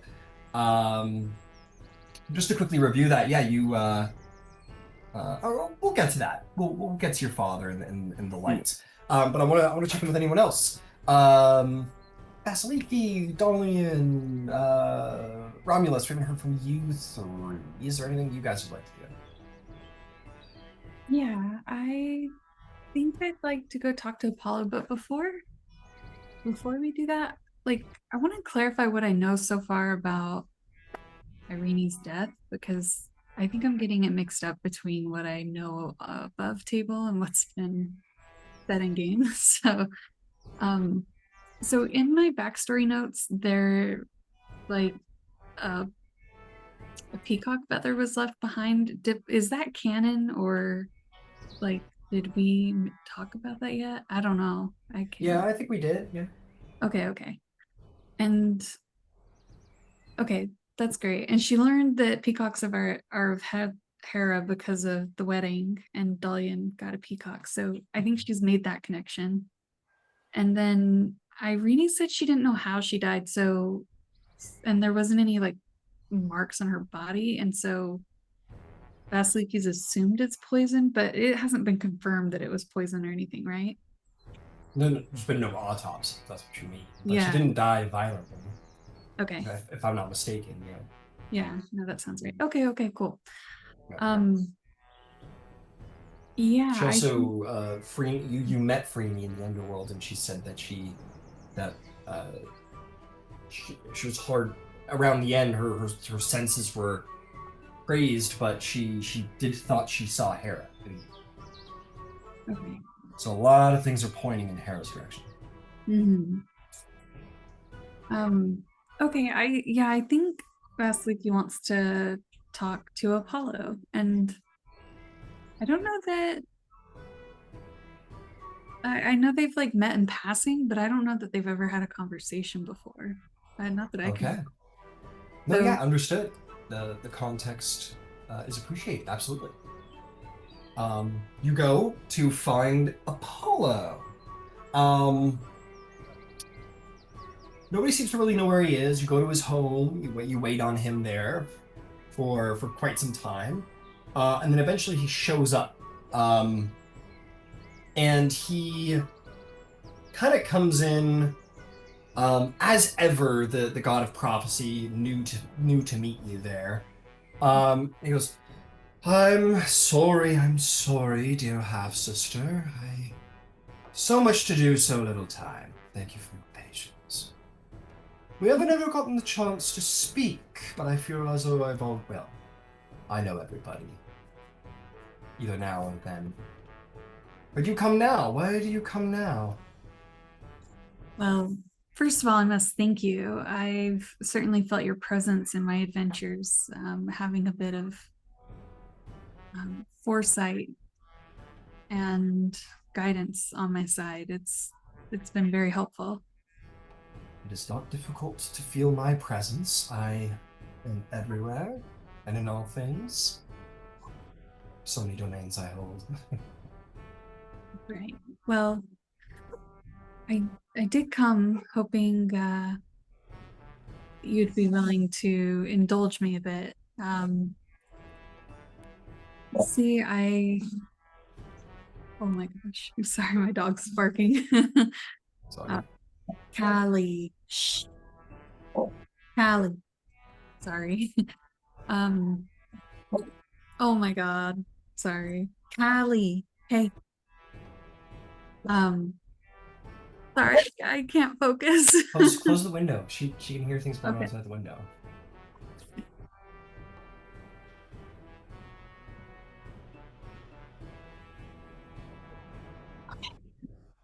Sorry. It's all good. um, Just indulge. yeah, Didn't think you were into that kind of thing.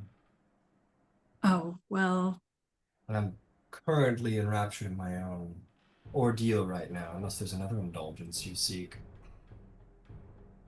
oh, I think you misunderstand me. I am hoping you can Yes, help I'm me. taken. um, I I'm curious if you would be willing to offer me a prophecy. I've become quite interested in Hera and I's fate. Yours and Hera's fate.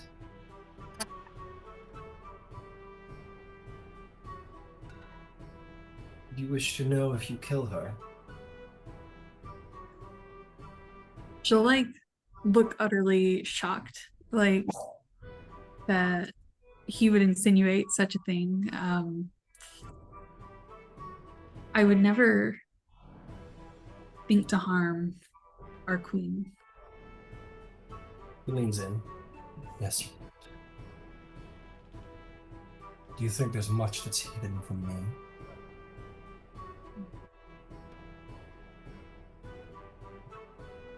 No.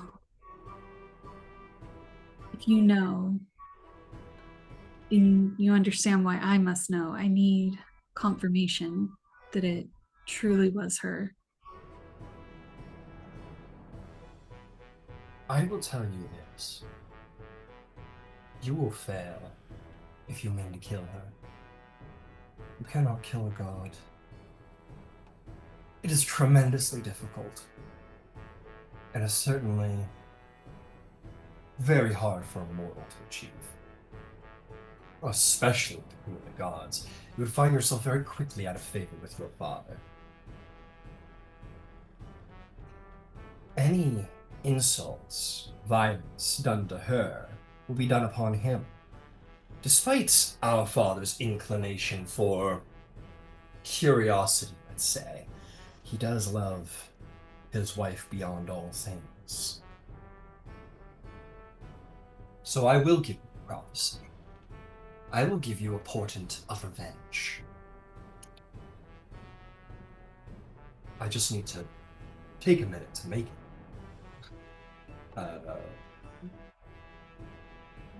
What is that? Just give me half a moment. Oh, okay.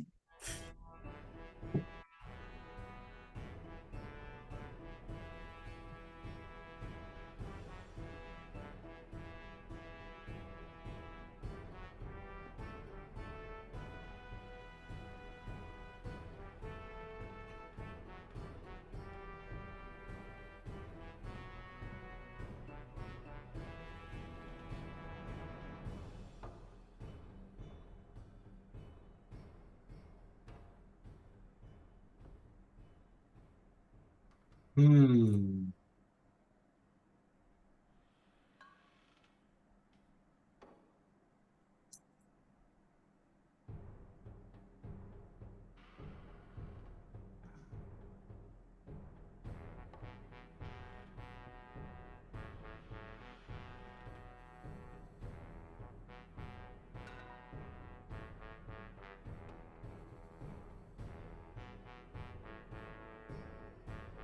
Okay. Let's see. He thinks, well, you know what? I have to think and I have to create because I'm a mortal man and I can't just create prophecies off the cuff. Though I wish I could. He's instant about it. All prophecy comes from Apollo. When you, to be clear, when any of you hear a prophecy, they are the words of Apollo. When they come through an oracle, it's as if Apollo himself is speaking to you. And that is why those words are held in such high regard, because they're the words of gods. He looks at you, and he speaks with a voice that is different now. A voice that is more severe, more ethereal, that comes with more power than just regular conversation. Daughter of thunder, flame in the blood of the sky, you seek a crown of ash for the queen of the vale. Know this, no wrath strikes true from the hand still held.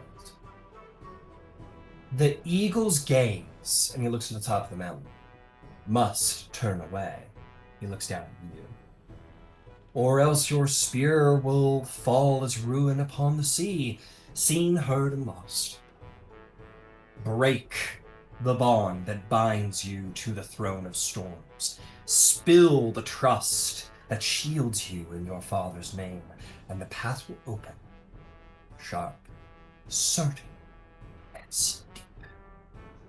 You will stand where her pride once stood, and hear the silence you have carved in her wake. But when the echo fades, and victory sits cold beside you, you will still find no warmth in the ruin you have made.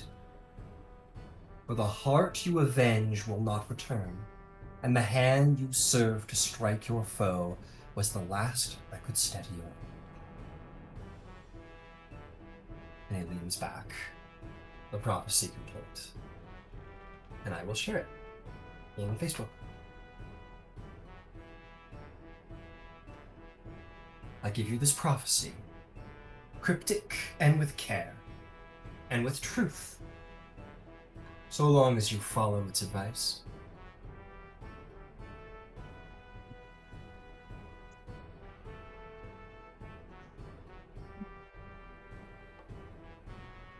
Do you understand, Vasaliki?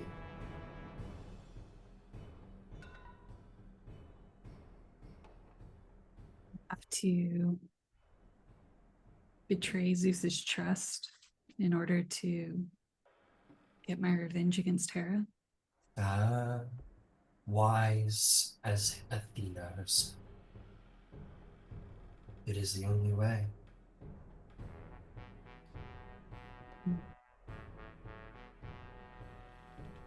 And you say in the end,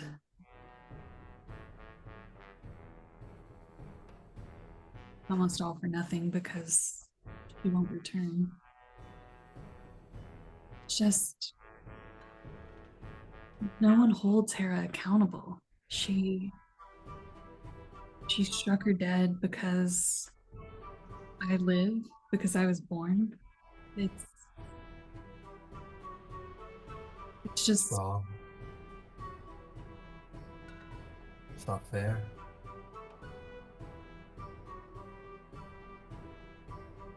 There's only one person who can hold Hera accountable, being the Queen of the Gods. You know this, yes?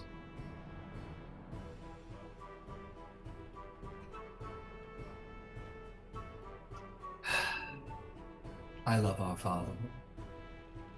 I love our father like many love our father. But sometimes it is not enough. We must look beyond simply family bonds. His role as the king of the Olympians is an essential one to all things. And fatherly love, it's not enough. You're right. Hera must be held accountable, and our father is not willing to do so. She must be contained. She must be made to be punished, if not for the satisfaction of revenge, for justice. I agree with you, for she has... I don't know if you've heard the tales, but she committed such treachery upon mine and Artemis's mother while she was pregnant with us. Did you know that in her revenge, our mother, innocent in our father's seduction, made her unable to give birth? She suffered pregnancy, unable to bear the children. Could you imagine bearing? I mean, I'm a man. I'm sure you as a woman can understand better. Holding children inside of you long past when they should be freed. It is and to an immortal body that cannot die, an excruciating pain beyond all measure for a time, and for something she did not do. It was only by the grace of our uncle Poseidon that she was able to give birth. He created an island, an entire island, in mercy to her, that she was able to birth that child. Our uncle may be wrathful, but he knows when too far has gone, when our father would not do anything. And so me and Artemis were able to be born. And our great queen has never let me and Artemis forget it. She's always scorned us as bastard children, as I'm sure she has done you. She must be made to pay. I would support you if you wish for this revenge, for justice. Would be a sweet justice indeed. And for you, and maybe for others on Mountain Olympus, a sweet revenge as well, much needed.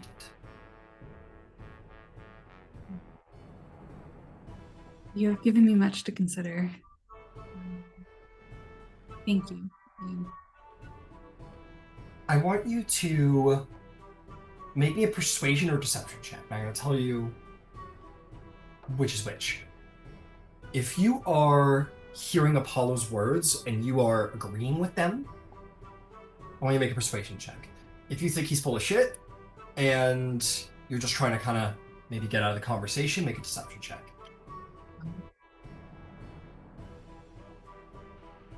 I think it's got to be persuasion, but I've got a really bad persuasion. Can I give myself guidance on this? No, he's insight checking, so this isn't something you're consciously doing. Oh, okay. Well, You can't ask Zeus to help you with this roll. Apollo, can you help me persuade you? I get a natural 1 for 2. Well, you rolled an at 20.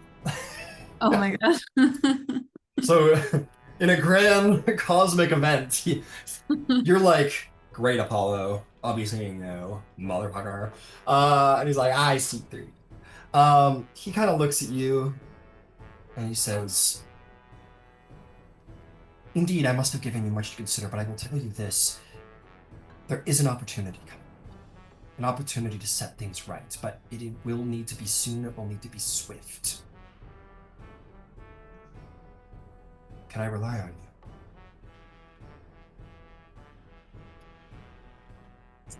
What are you planning? That much I cannot say. I don't know if I can trust you wholeheartedly. But some of we Olympians have been waiting for the opportune moment. And that opportune moment is coming.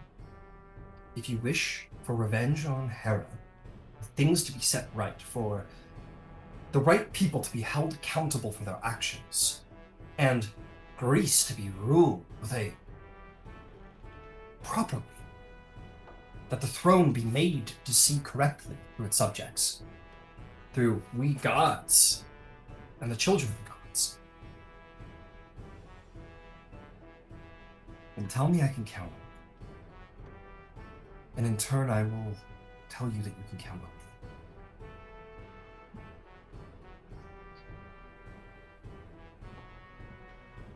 And can I insight check him? Is that an option? Or Sure, no, yeah. actually instead of an insight check, I'm gonna ask him, does your sister stand with you, Artemis?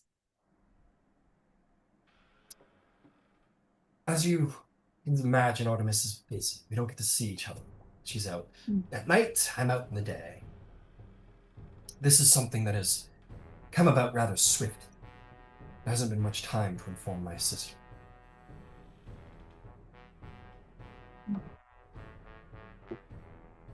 This isn't her domain. Let's put it that way. We all have our part to play. You can count on me then. I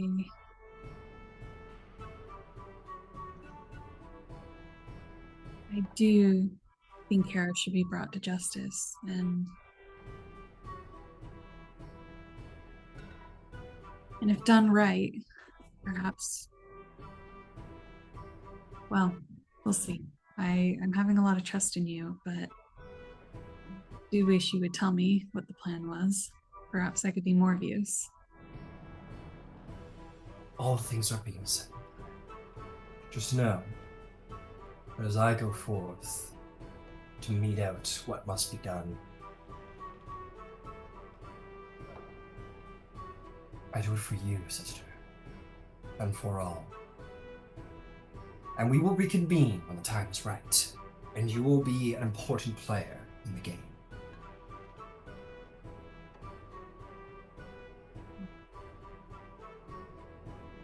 Very well. In fact,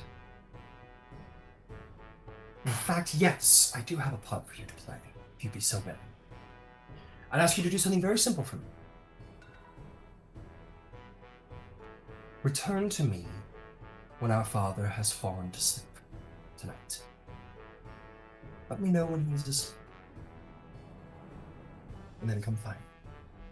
And let me know. Will you do this?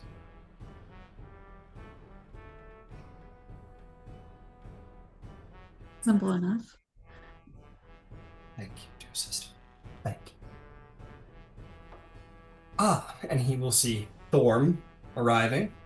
I say, well, if you'll excuse me, Vasaliki, I must speak with my son. But thank you for the conversation we shared. And as you can probably imagine, perhaps, unless to your most trusted people, we should keep the topic of our conversation between us.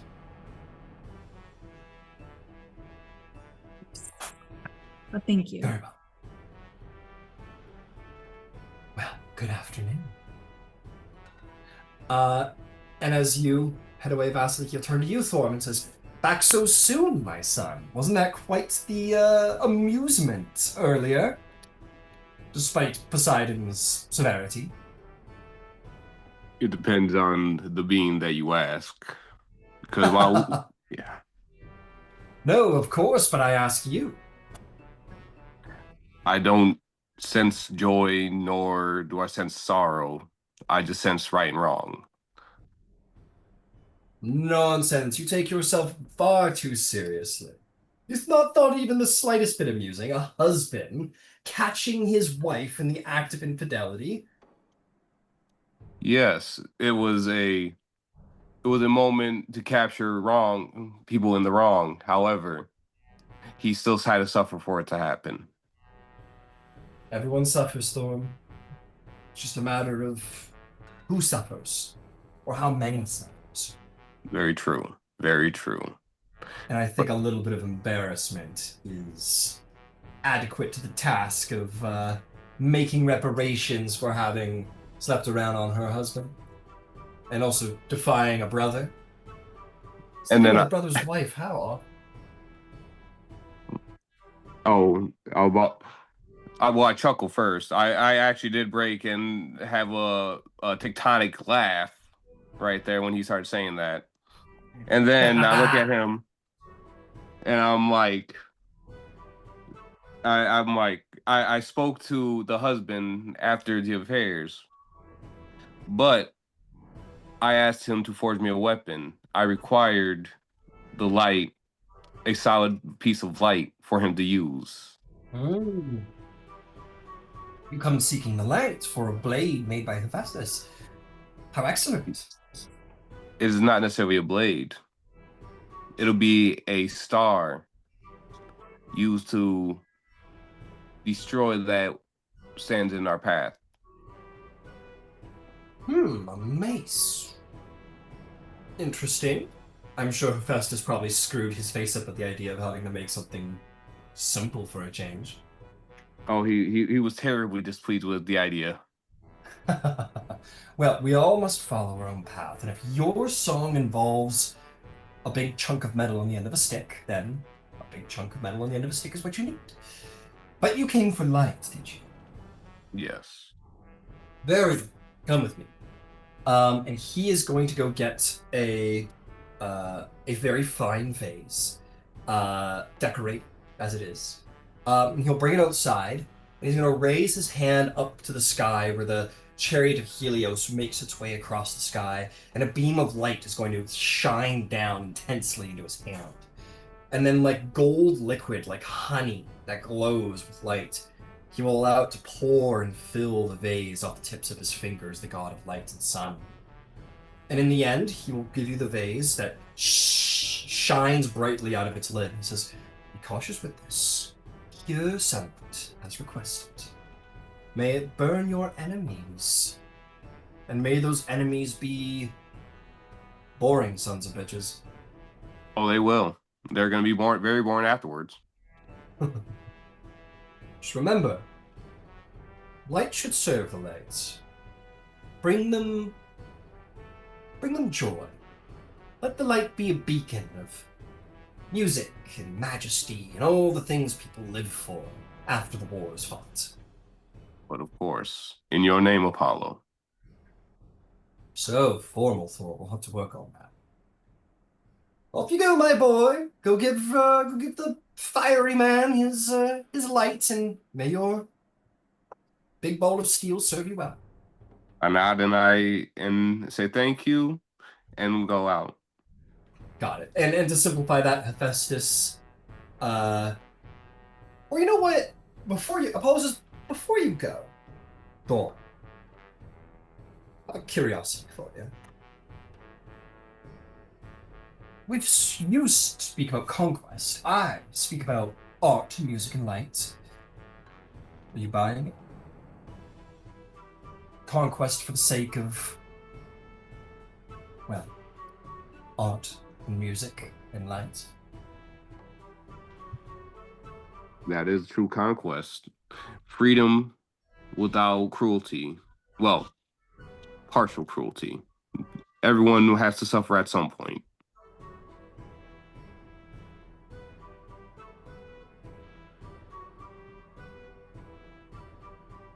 How dedicated are you to this? I rose from the dead to come see you about aiding this endeavor. Are you willing to take part in the greatest conquest that has ever happened? For you, yes. Good. I will summon you soon, my son. Bring all your might and strength when the time is right. And trust only your closest friends with knowledge of what I have spoken of. It shall be done. Very well. With that, he lets you go. To simplify that, Hephaestus will take the light from you and he says, "Give me some time, I'll make you your mace." Kind of grumbles, right? It's a waste of my talent. And he'll go to indeed forging this weapon for him. Is there anybody else? Dolion, we haven't heard from you in a bit. Yeah. Yeah. I'd go find Hermes. All right, you go find Hermes, who is sitting with Dionysus, and the two of them are laughing and drinking wine. He goes, "Oh, Dolion, my favorite son, come in, come in." Me and Dionysus were just reflecting on this morning's entertainment. Yeah, like, what the actual fuck was that about? I mean, what more needs to be said? Aphrodite sleeping around with Ares, and Hephaestus gets his revenge. It's something for the myths. The immortals will surely tell of it. You must make sure to tell them every detail. My only regret was that it wasn't me strung up in that sack, and it was Ares instead. I mean, as much as any of us would be lucky to have any time with Aphrodite in that way. It seems a bit, I don't know, harsh to punish her for being who she is, but setting that aside, Oh, you're so, yeah, Hermes would be like, you're so soft, Dolion. You're so soft. You're telling me that if you return home to Athens and found out your beautiful bride had been sleeping around with the local sergeant, you wouldn't be pissed off? You wouldn't want a little revenge? You wouldn't do something to that man?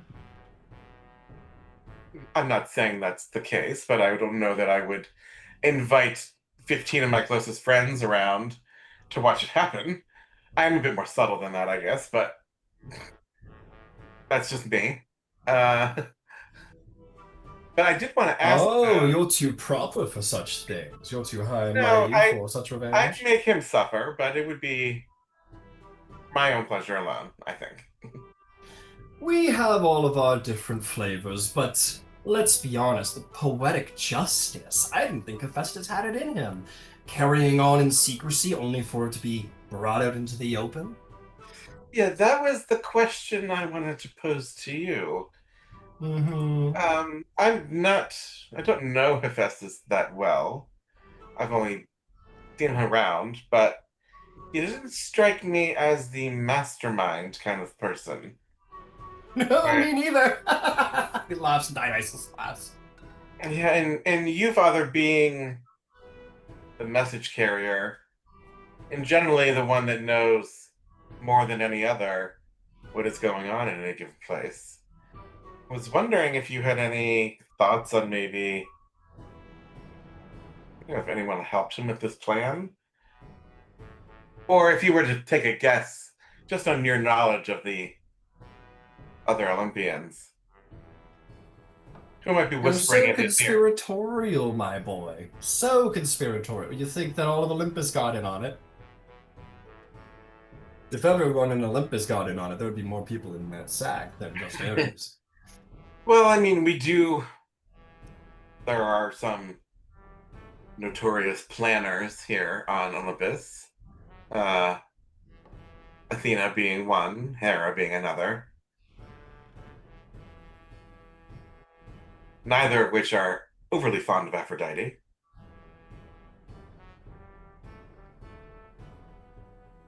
May I ask, is this perhaps a little in the meta?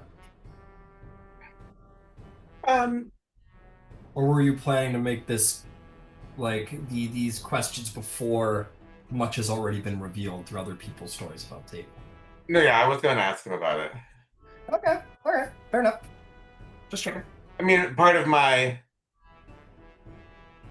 purpose in Athens is as a spy and collecting Yeah, information. It just seemed an odd spectacle to call us here to witness this event. For someone who doesn't typically seem to care much about anything other than forging things.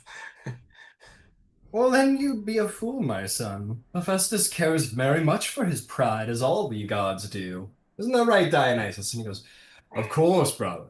He goes, the thing you have to remember, dear Dolion, you're right, of course. He cares about his craft more than anything. But why does he care about his craft? He cares about it because it's what's brought him honor.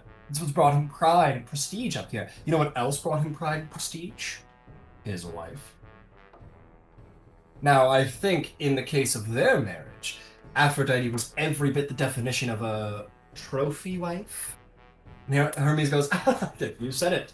And Dionysus, yes. So that's what you need to understand, is that he didn't do that because he was heartbroken over his wife. He would have done it because his pride was diminished. And this was his way of getting his pride back. I mean, he was devious enough to figure out how to get himself into a marriage with Aphrodite. Does it stand to reason that it would be so insane that Hephaestus would have the wit and cunning to turn this horrible embarrassment upon himself to his advantage? Now that I think of it, did he really have any other option than to humiliate his wife in order to save face?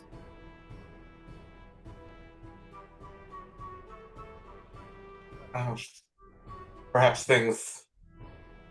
Well, I won't even say perhaps things work differently here than they do in the mortal realm, because there are people that feel the same there as they do here. Or perhaps things work just the same. Just with, fancier tools. Sure. Then I suppose I've misunderstood Hephaestus this whole time. Hermes says, you have both misunderstood, and he looks over at Dionysus and says, and both have not. And Hermes says, Hephaestus is a very singular person. The only real friend he has on Mount Olympus is Athena. The two of them are interested in craft, and so she's really the only one who's nice to him. Unless somebody needs something from him, of course. Of course. So he's kind of just interested in himself now that he has had his revenge and everyone has smiled and laughed at his wife. I'm sure he's going to go back to the forge and hate Aphrodite for all time. Dionysus says, but if you think Olympus hasn't gone a little crazy, I'm not just talking about humiliation, unfaithfuls, then you have good instincts. This is the high seat of politics, Dolion. What do you imagine's going on? Well, I have to take a guess. Just knowing how things work in the mortal realm, which are, of course, a reflection of how things work here. Whoever is not in power wants to be in power. So Just there that are. pesky lightning bolt getting in the way. Yes, sure.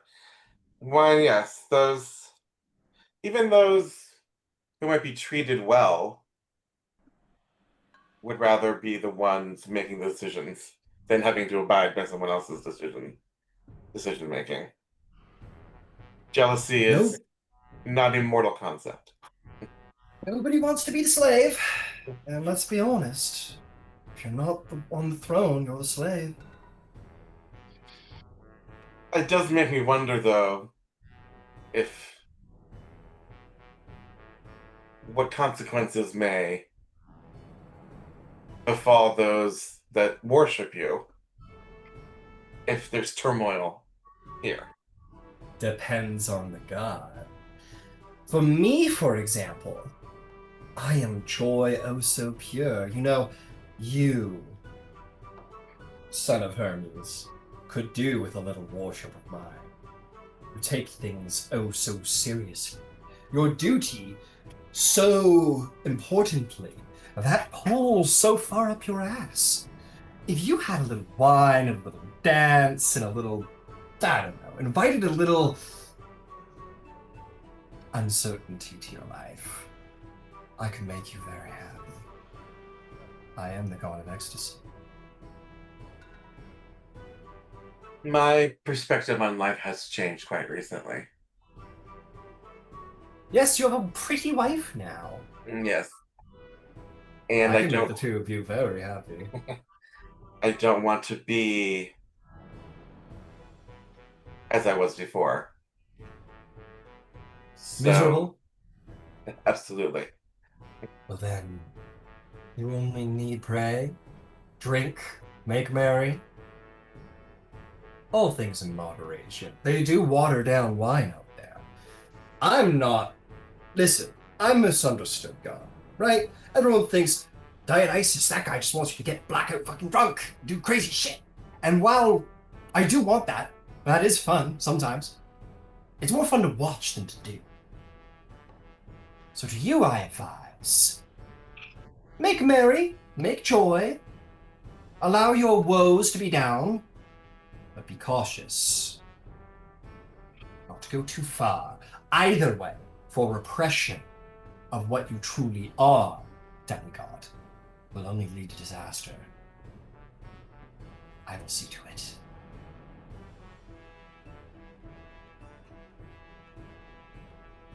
So what are you? I'm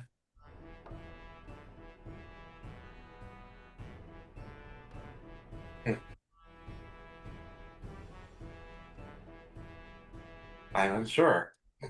I do wish to be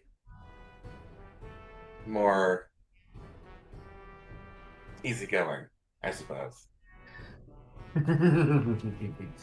Then I will tell you this. I am no Apollo. I have no prophecy.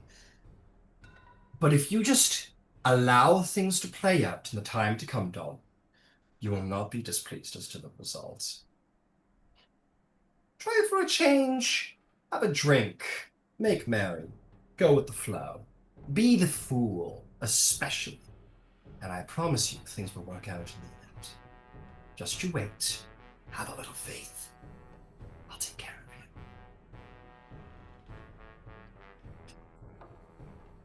Everybody goes, that was foreboding. I don't know what that was all about. I guess I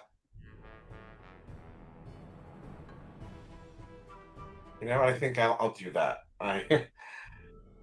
It's not for me to get involved in the affairs of the gods, so what will be will be. Well, your decision. Snaps his finger and a goblet of wine will appear in your hand.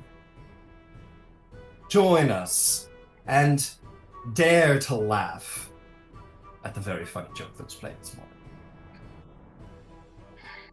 And I'll down it in one. Are you sure he's your son? Hermes has a laugh, and you may join them, and they kind of laugh and talk, and they're like, oh, that Poseidon, he doesn't let anything be fun. But yeah, you can laugh and have a little time. Is there anybody else who's anything you want to do? I think I want to get to the party coming together and having a little chat. If there's any, because some strange things have been about recently, so maybe the party should come together and regroup after quite a few things have happened. I think that's fine. Okay. So why don't we say, like, in the afternoon, some of you have had some strange conversations with some gods and seen some humiliating things recently. And you guys kind of find yourselves all wandering together for, as the Greeks do, a snack. Some grapes, some cheese, whatever.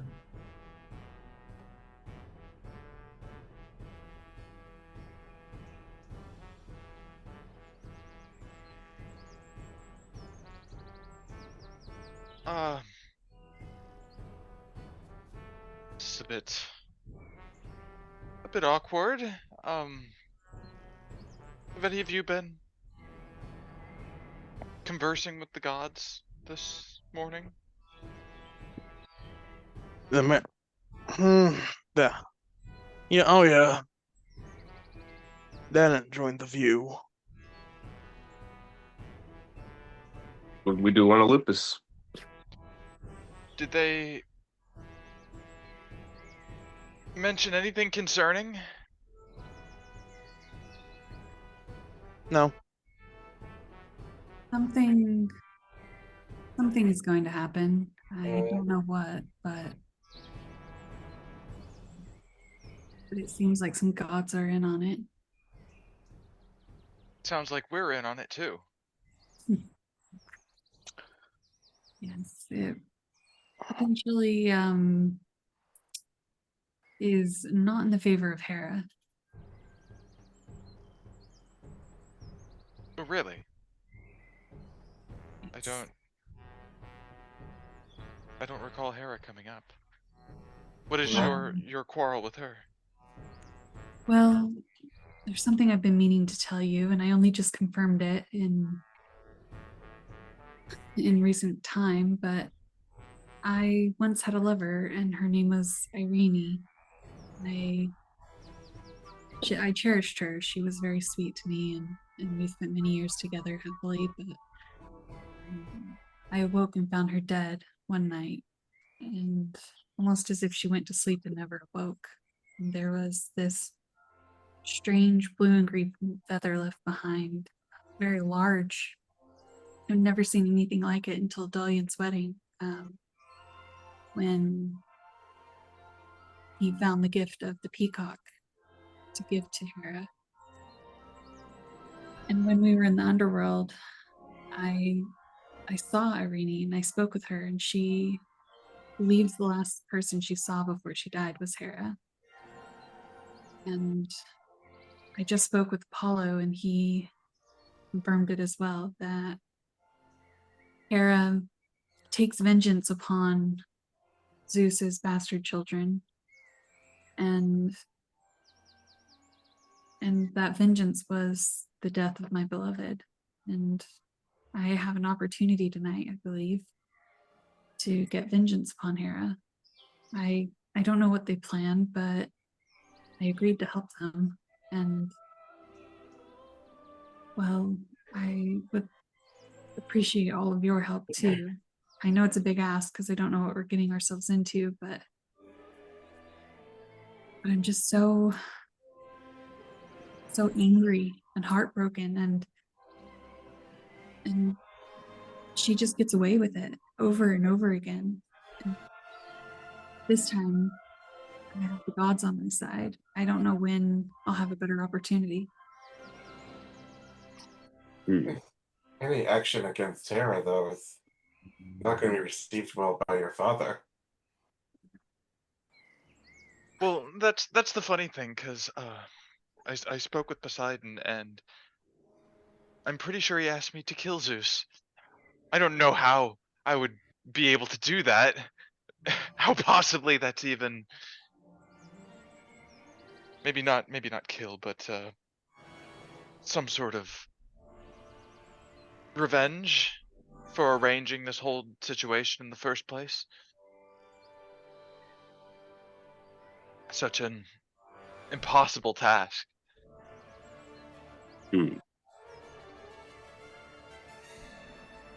There. Are we really talking about challenging the King of Gods?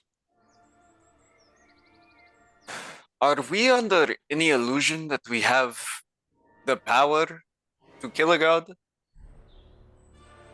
I don't think the six of us together could even scratch one. But we have the power to avoid the fates. With the power But to we shape don't our, have the our power own to future. avoid a lightning bolt. And they're coming to many. And I mean, I would point out that we are being used. Of course, I mean, it is the way of the gods to get others to do things for them, but we're being asked or hinted at very, very obviously to take action that, if any other god would take such the action, would be cast out of Olympus. To be clear, I don't wish to kill my father. I don't even think that's possible. I'm glad we're in agreement there. Are we even sure that this is truly what they're asking? It seems heavily implied. They never said outright. Would they have the stones to say it outright? I would endeavor to say no. I think none of them are dumb enough to say it outright. I mean, it would be suicide. But there's clearly some machinations going on behind the scenes, behind his back. Agreed. Are there any prophets nearby, seers? I mean, Apollo, he's the prophet of prophets. If he truly wants to know what was about to happen, there are three, I think, who might know. Elaborate. The Fates reside here on Mount Olympus. perhaps they might know. They If know I- all, see all. Why not? I But also want to point out something really quick here. You have a son of Apollo with you. Mhm. Oh yeah. And Thorm, if you look at your racial abilities, you are technically an oracle. yeah, true.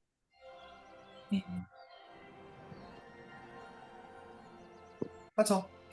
Sure. So, is there any way I could use that at this point in time, in the middle of our discussion? Absolutely. It says, well, taking a long rest. You ask a single question. I might get rid of that part. That sucks. Just once a day. Yeah, maybe it's like once a day and you need to take you use it for 7 days. Fuck that. I need to change that feature. That needs a lot of work. But let's say you can like once a day ask a single question concerning a goal, event, activity. Okay. What? My question is this: How many will we see more than just a few gods rise up in the coming conflict? All right. Prophecy on the way. Define a few. Define more than a few.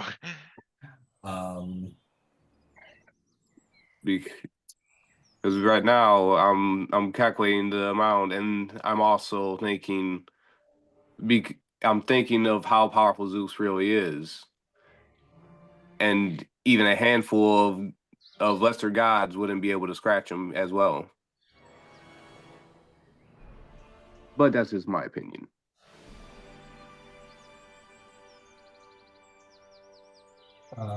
Let's see here. There's certainly Ares, Poseidon. I can't imagine Aphrodite's getting involved. Potentially Apollo. Hermes and Dionysus. I'm sure they're playing both sides. Okay, so that's a iffy one right there. Yeah, I don't know that Hermes would get directly involved either.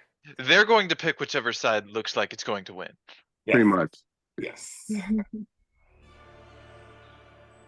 Well, what if it's not a matter of warring against one another, if it's more political in nature and it's about, well, I mean, if we beseech Zeus to break the marriage of Hephaestus and Aphrodite, which, I mean, It's effectively over as it is. well, it I don't means know if Zeus that's how made it a works. mistake. No, it's not how it works, but I guess it means Zeus made a mistake because the marriage didn't work out, and Hera is also the goddess of marriage, so she's potentially humiliated by the marriage not working out.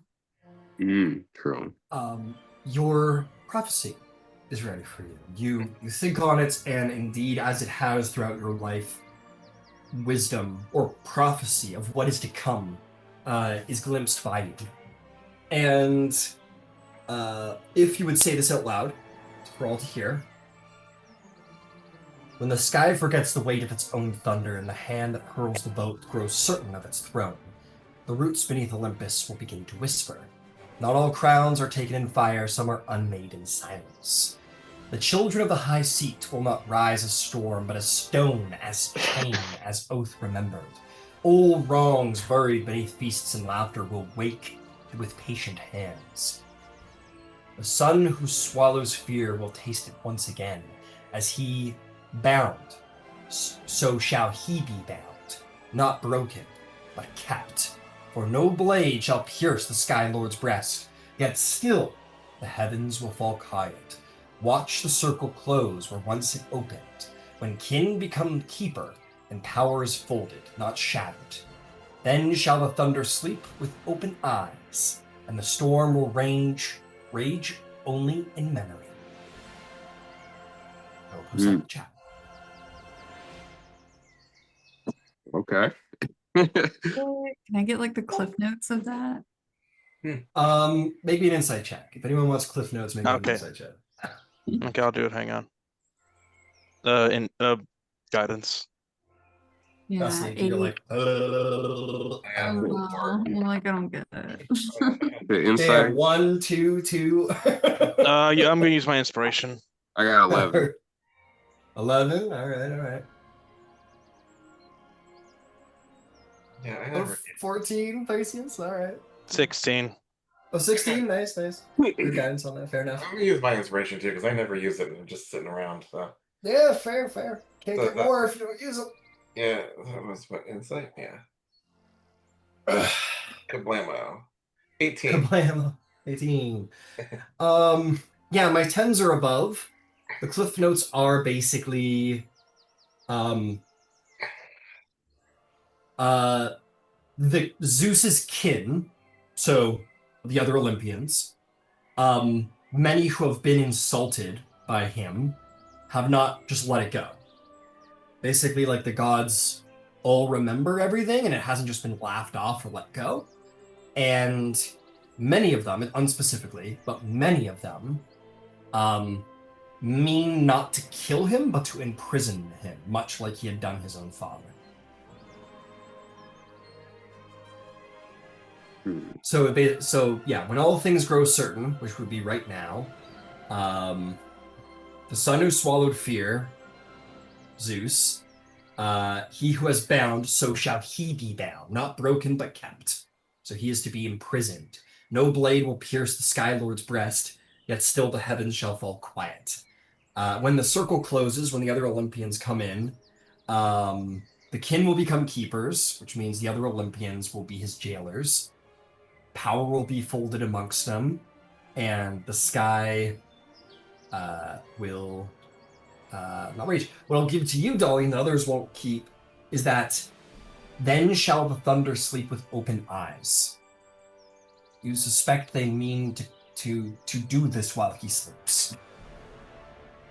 Okay. Or perhaps the imprisonment will be in the form of a waking sleep. Something to do with sleep is how he will be imprisoned. My question is, what do we know what is fated to happen for sure? No. That's not how prophecy works, my friend. But I guess our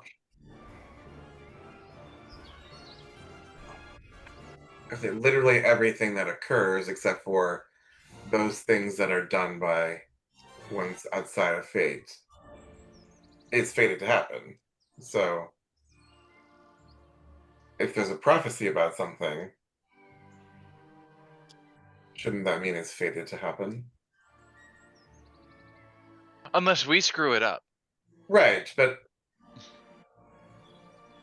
Look at me. I died and came back because you got the freedom to leave.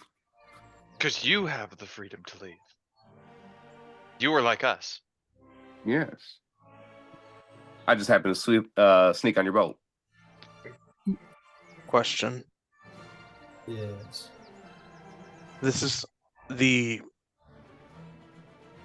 how should I say this? A storm cloud hanging over all of this. I remember what happened in Athens. When Theseus fell, and order was destroyed, and chaos reigned, and monsters were unleashed. And that was all because of one mortal. An important mortal, but one mortal. I'd like you to make a religion or arcana check. See where you're going with it. I just want you to give you some context. General Arcana check. Can I get a bardic inspiration? that wasn't, No, that that's wasn't not how it supposed to works. happen though. Okay, guidance.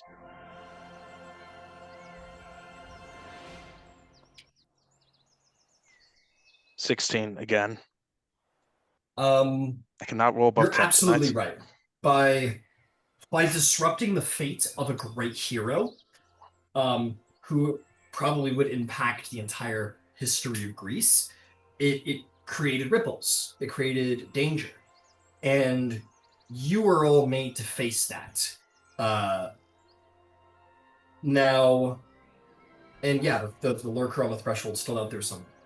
And if you were to go against fate in a matter such as this, a matter of cosmic balance, that might have larger effects, absolutely.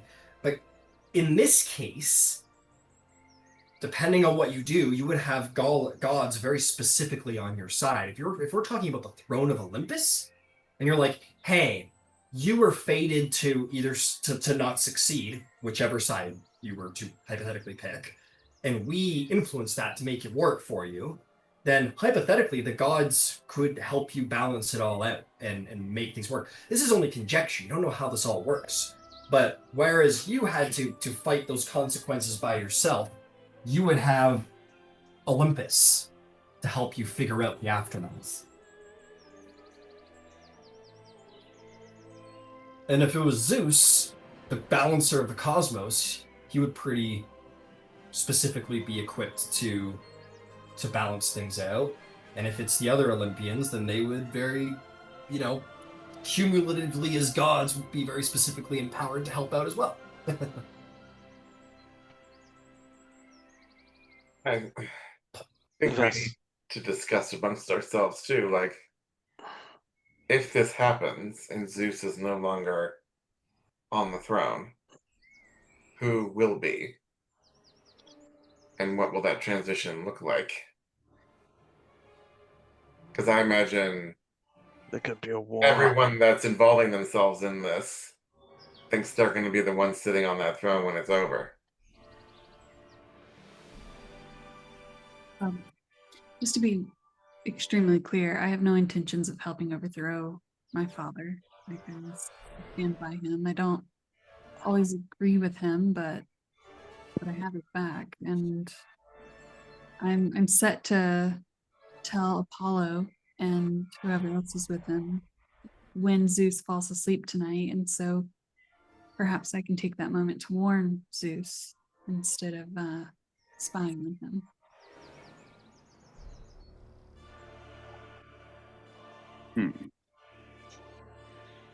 This is the question. Go ahead. I'm sorry to interrupt, but this is the question I ask.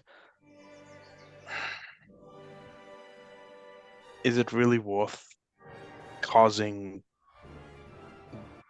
potentially opening up all this chaos? We saw what the void would unleash if fate was broken. The look on the threshold. Who knows what an army of them could be? Even larger one could do. Is it better to have one person upholding the cosmos, or what? A dozen? 10 or a dozen? Who can barely agree on everything? Well, like I was asking before, though, if there's a prophecy that this is going to happen, then averting it would be what causes the chaos. There's going to be chaos either way, whether Zeus is dethroned or we keep him on the throne and chaos ensues from breaking fate. And I'd rather keep my father on the throne.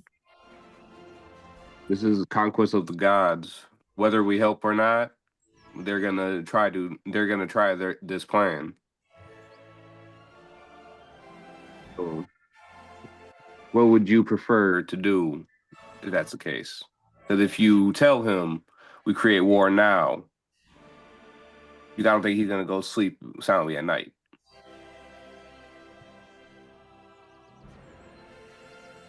I mean, just weighing our odds here. It seems to be however many people are involved in this potential conspiracy versus one god, Zeus. So by helping Zeus, we may find ourselves in disfavor with everyone else, or we help everyone else, and then what happens afterwards, here and in the mortal realm.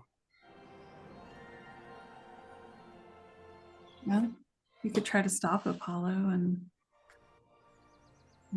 we suspect Poseidon and Ares.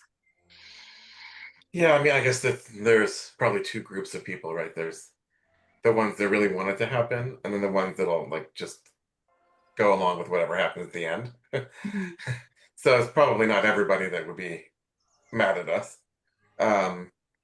But I mean, it seems like, based on what Candybus has said, Poseidon is involved.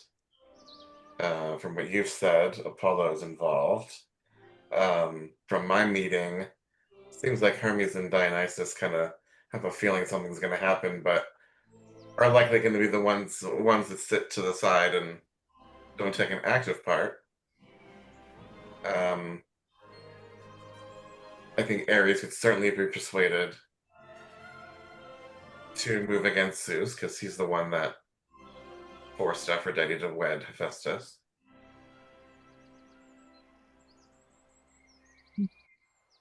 All concerns me. Where's Hades in all of this? Yeah, He doesn't meddle in the affairs of whatever is happening. But to dethrone Zeus, that's not a normal affair. Then again, he doesn't know about it yet because that happened. I don't, Hades rules absolutely in the underworld, just as Zeus rules absolutely in the overworld. The rest of it. Yeah. So, as much as Hades may have not been pleased with his lot, he, more than any other god, really, other than Zeus, kind of has carved out a whole territory for himself. Poseidon as well. He's the king of the Mhm. sea. Yeah. He gets overlooked, but the sea, there's a lot going on down there. Yeah. It's just not a place where mortals tend to go. Yeah. But I think he's more constantly confronted with the fact that he could be sitting on the throne. Because he's up here, looking at it every day. And, seems to have a rage that Hades at least doesn't display. He and Zeus, more than any, engage in open, I don't want to say conflict. Conflict implies war, and violence, but like, they don't get along all the time. Sometimes they get along famously. Other times they like actively like yell and rage at each other, which is where storms come from. Yeah. So if there's any god who openly rages at Zeus, it's Poseidon. He does it often. Arguably, of the three kingly gods, Poseidon has the least power. Because Zeus doesn't fuck with Underworld, the Underworld doesn't fuck with Zeus, but Zeus has dominion over Poseidon. He seems very much the middle brother, the middle child, Poseidon. And Zeus is the youngest. Right. So Poseidon's younger brother has got dominion over him. Right. Because he happened to be the one to kill Cronus. A great sight. But yeah. Yeah, I mean, this is certainly probably the most important decision we will have made up until this point in our lives. You can, and hey, I'll also put up there for you guys, if you're trying to make some kind of decision and you're looking for info, you will seldom have greater opportunity to access the fates, who know exactly how things are meant to play out. You might be willing to... They're like, oh, you haven't killed yourselves yet. God damn it! You motherfuckers! I will say this, for the sake of get to the action. So you notice the sun's going down. Zeus is meant to probably fall asleep sometime soon, and Candybus, your proof of loyalty is required soon enough, and a decision must be made. Yeah. Let's go talk to the fates then. Yeah. Agreed. Talk to the fates. Always love the fates. Such as it is in the underworld, as it is in heaven. There is the mother, there is the maiden, and there is the crone. But these are not Hecate. These are the fates, the weavers of power and destiny, and none, not even Zeus, defies them. The wonder is, who balances the universe? Is it truly Zeus? Or does Zeus just work around what the fates have congealed? And as you approach, you are going to indeed find the Olympia. 3 sisters. One beautiful, youthful. You can see the gentle curve of her body through the sheer white she wears. Very delightful to appear. The mother, the middle-aged, the nurturer. A little bit maturing in her years, but beautiful nonetheless. And then the crone, the hunchbacked old lady with the pointed nose and the scissors. She who ends lives. One to create, one to thread, and one to end. You stand before them, and they look upon you. The Morai, as they are called.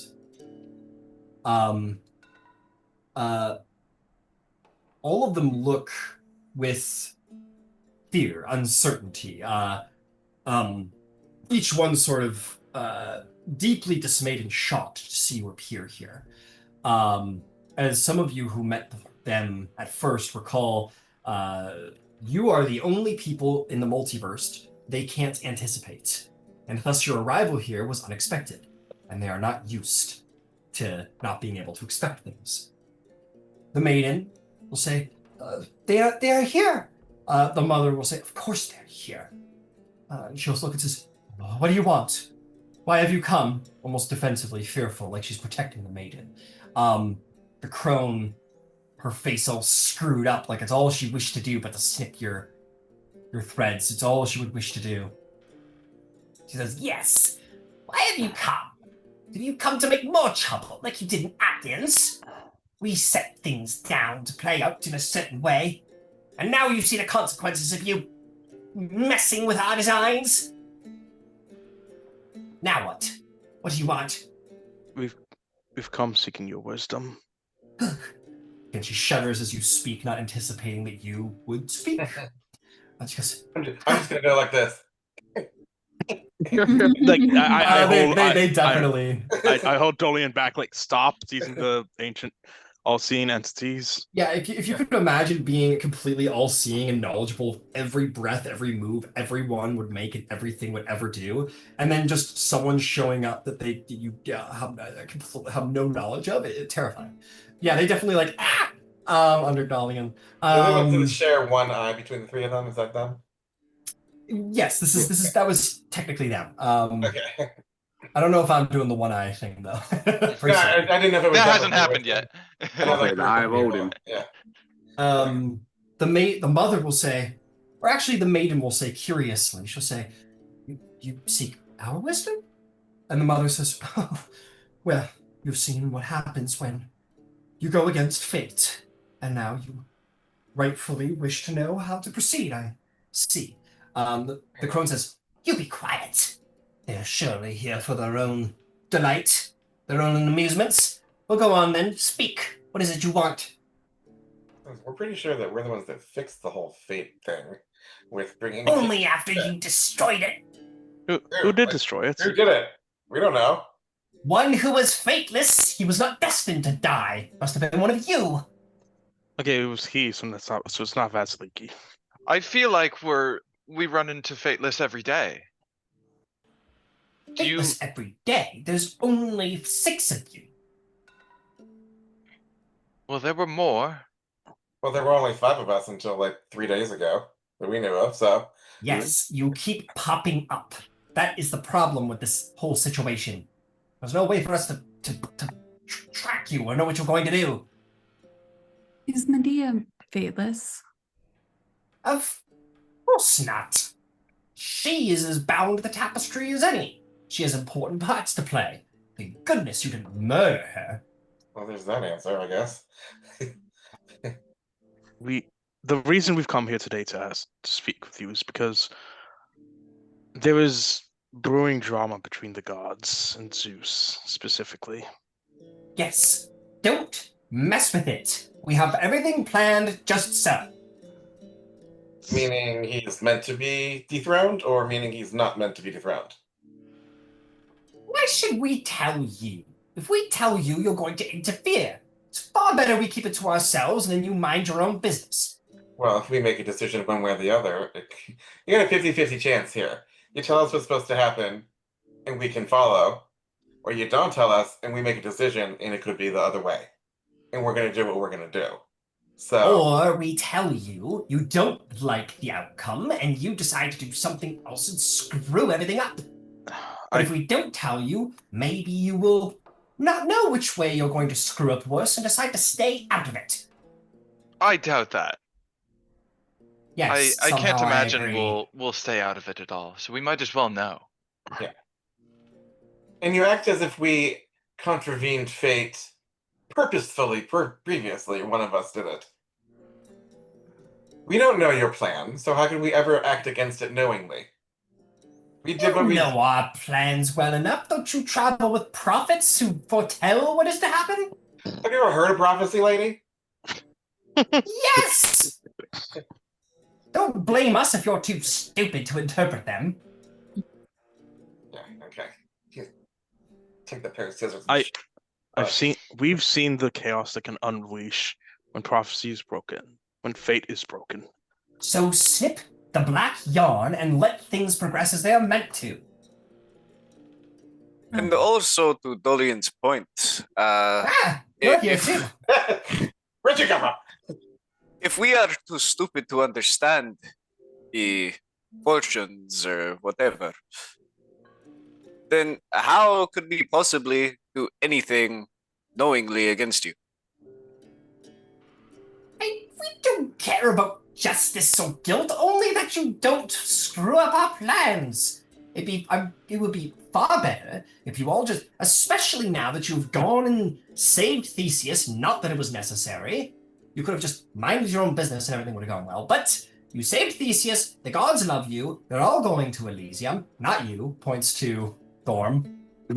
Because you haven't done anything important enough yet, but the rest of you are going to Elysium, snip the black yarn, die, go to Elysium for eternity, and leave us to figure out our plans. You know, it's a little unfair to deny us information and then pass judgment on the actions we take without that information. The mother will say, darling, life isn't fair. It was never meant to be fair. Well, that may be. Sorry. No, yeah. She says that we do not arrange things to be fair. We arrange things to be in balance. That's fine, but we've been given a prophecy minutes ago by the son of Apollo himself that seems to say that the actions to be taken against Zeus have been fated by the 3 of you. If that is true, we would like to know. It seems you already have your answer. You've come here for what? The crone says to make sure you got a good grade on your prophecy test.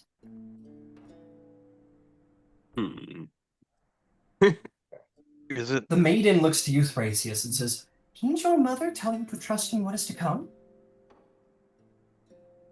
Yes. Do you not trust in the wisdom of your mother? You told her you did." So just stand back and allow it to happen? The crones in the background going, like snipping her scissors as if to imply you should all murder yourselves. And she says, we can only tell you what to do so much. You have to make decisions for yourselves. Perhaps it's unfair to ask you to just die of lives to live. It's not your fault that the crone walks over and slaps the young lady across the face. She's like, don't get them ideas. She's like, the mother says, darlings, your fate is your own, and that's a blessing. You must do what you think is best. You've seen the repercussions of what happens when you go against fate, and you've also seen, perhaps, the benefits as well. You have earned great glories to your name in going against our will. Selfish though perhaps that may be, you must decide. You know how things are going to play out. You've interpreted the prophecy well enough.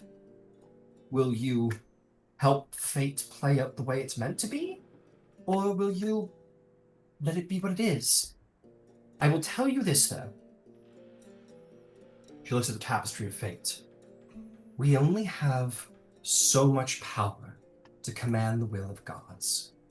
If Zeus is taken out, the great balancer of the universe, perhaps it is meant to be that the other gods will fail to maintain balance and worse will come.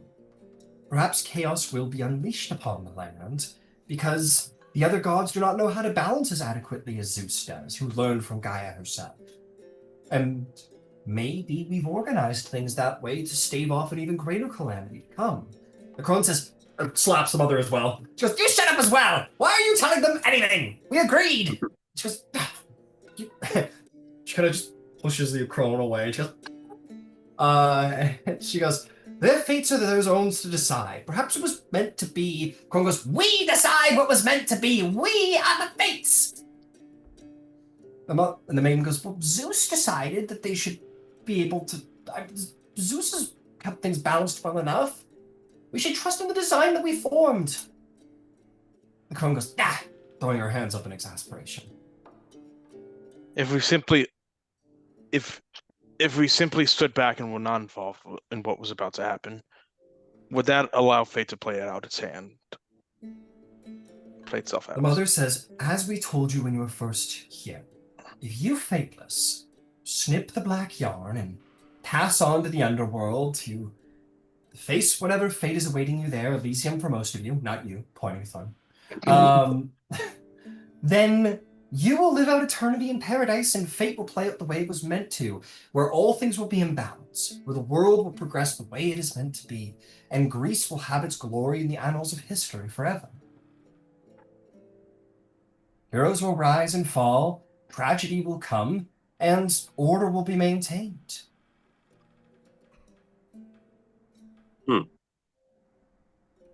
Well, Who has this black thread?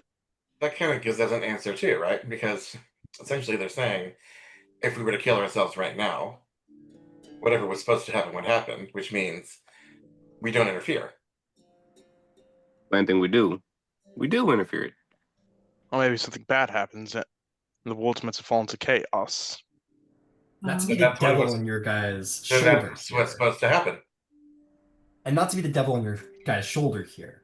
But, I mean, all of you are demigods. You are heroes. You have legends to form before you. You've been granted a unique gift, whether by fate or some other patron or what have you, that each of you cannot die by the power of time. I mean, sure, it's selfish, but you have legends to make, glories to carve, futures to behold. Vasaliki, you are meant to be queen of the Amazons one day. All of you are meant to be great heroes or kings and queens. You have fates before you and people you care about. Sure, in the cosmic wheel of things, this is what they're saying you should do, but the gods would probably disagree. And why is it so wrong that you wish to have fame and fortune and glory to be remembered? I mean, we have heard Zeus himself say that they do not interfere with fate. The gods don't interfere with fate. So surely, if we were to tell him that it was fated. The mother, all of the three of them go. They all kind of you say this in unison. They look at each other, and the mother goes, "If Zeus were to know that there were agents, demigods especially out there, with the ability to malign our order, he would, through you, be more powerful than any entity that's ever walked the realm." Oh, that's not my intention at all. No, I was meant to say to him, if he shows such deference to you as you are, then surely knowing that you have fated that his reign has ended, he should end his reign. And he couldn't break it because he's not unfated. So no matter what he does, it will result in the same thing. Unless one of us interferes. True, because none of those are actually what- supposed. But would us telling him count as interfering? Not if we're telling him what has been fated, right? Asking him to do what has been. But I mean, if you spoil the surprise part, is yeah. it really a surprise? I And just yes, understand why the fates don't go and tell him, "Hey, get out, you're out." Someone new's coming up, you know. We don't negotiate with the living and the immortal. We just make things happen.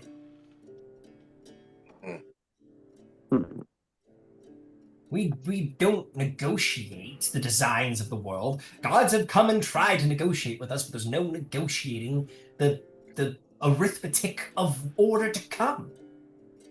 If this person dies, then this person must live to balance it out. And you have done this much. You've caused us having to reorganize our plans over and over.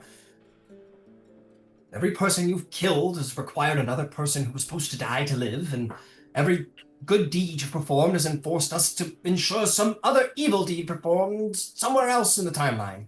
Surely not every action we take is outside of your plan. I mean, Yes! How Every is that single possible? person! How is that possible? Well, sure, there are some who are, well, everyone's meant to die, but not at the exact point where you kill them. Well, then just keep people out of our way. Oh, we'll just But do they that. can't We'll control just us. reorganize all of fate to get out of your way. We've tried. We handed you the black yarn. We can't determine where you'll go or what you'll do. We can't anticipate you. What if we? I speak to the others. What if we just didn't interfere with what was going to happen? I'll tell you now, if my father plans on, if the intent is for my father to be bounded in sleep forever, I certainly am going to interfere with that. But what if we could wake him up? If the chaos became too great to handle, we could wake him up. The crone comes up to you, Thrasius. He goes, yes, you should just stay out of the way and don't let them interfere in the fate. And points at Vasaliki. He says, but for the sake of all that is good and right, you should kill her. I'm ready my spear. Yes! No. Yes, that's the solution. Yes, you should all kill each other. Yes, fight. Whoever is the last person standing wins. You know, Thrasius, you did say something interesting just now. That the prophecies that we receive say something will happen. Not that it has to stay that way after it happens.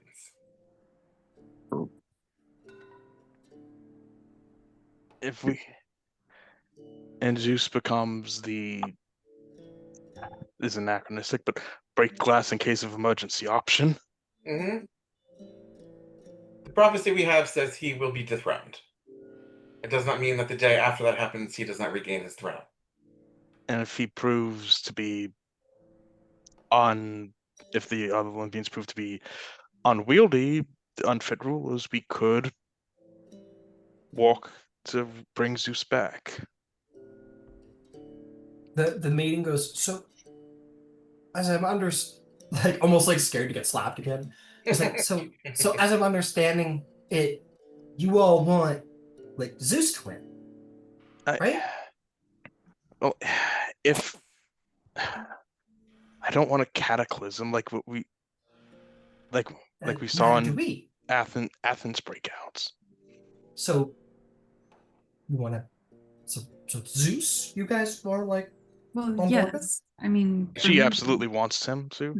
Right. So by extension, is that all of you?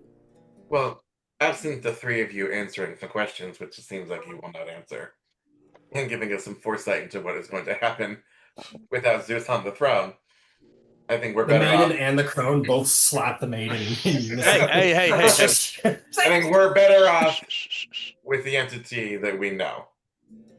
But at the same time, it seems that, at least for a period of time, Zeus must not be on the throne. Hmm. And if it does, and if it gets too bad, we could awaken him. It won't. It's not like he would be I don't think they're Fortunately- planning on throwing him into the pit of Tartarus or anything. let alone slicing him to bits and throwing his bits and pieces into the sea foam. Yeah, see, I don't think they're strong enough to do that. I think The they've mother- devised a method. Mother will look out the window and she says, "Either way, dears, you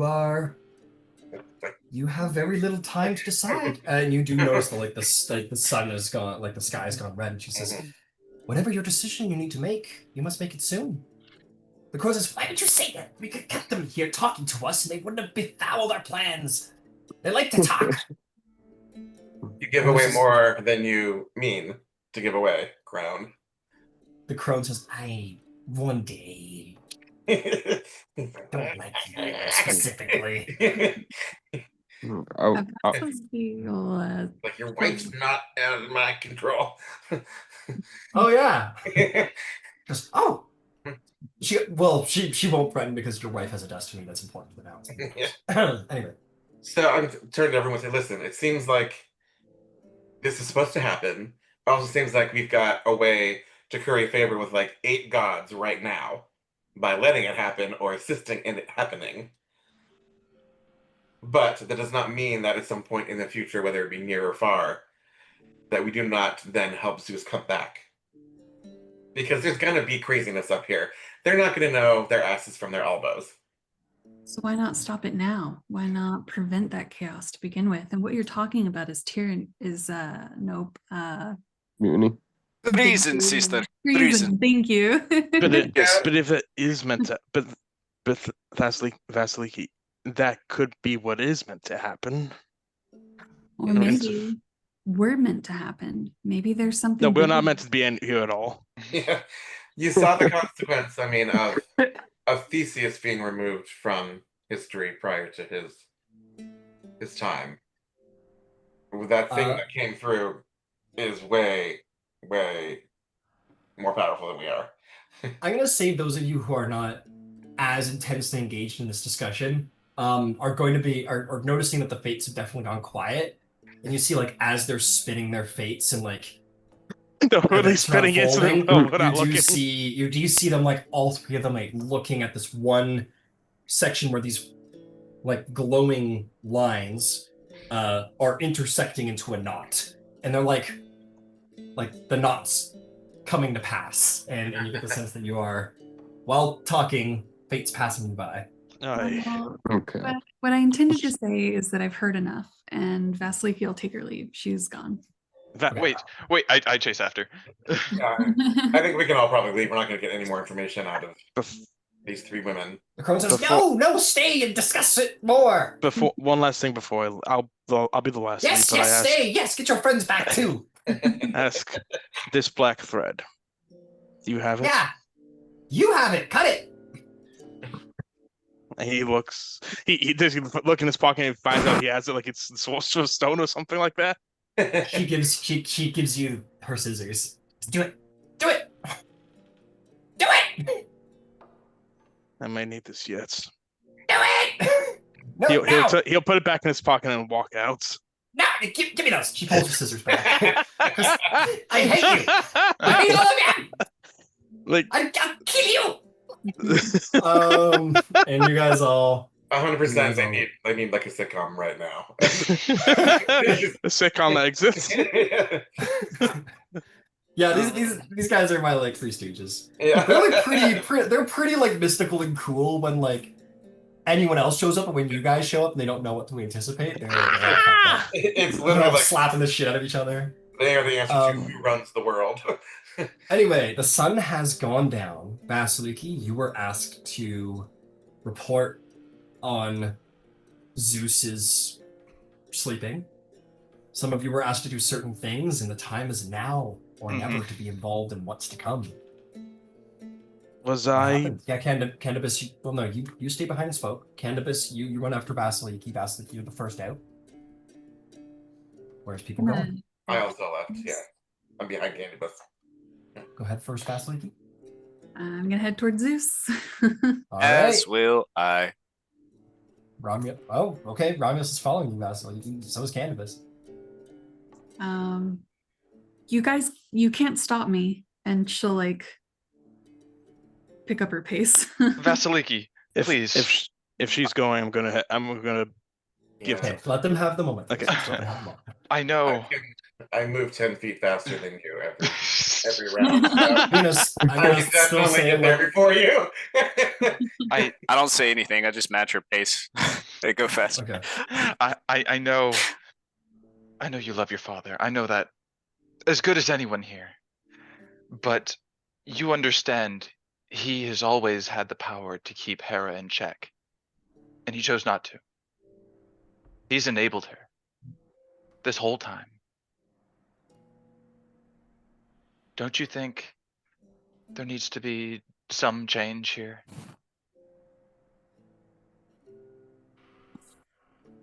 Can't betray him though, and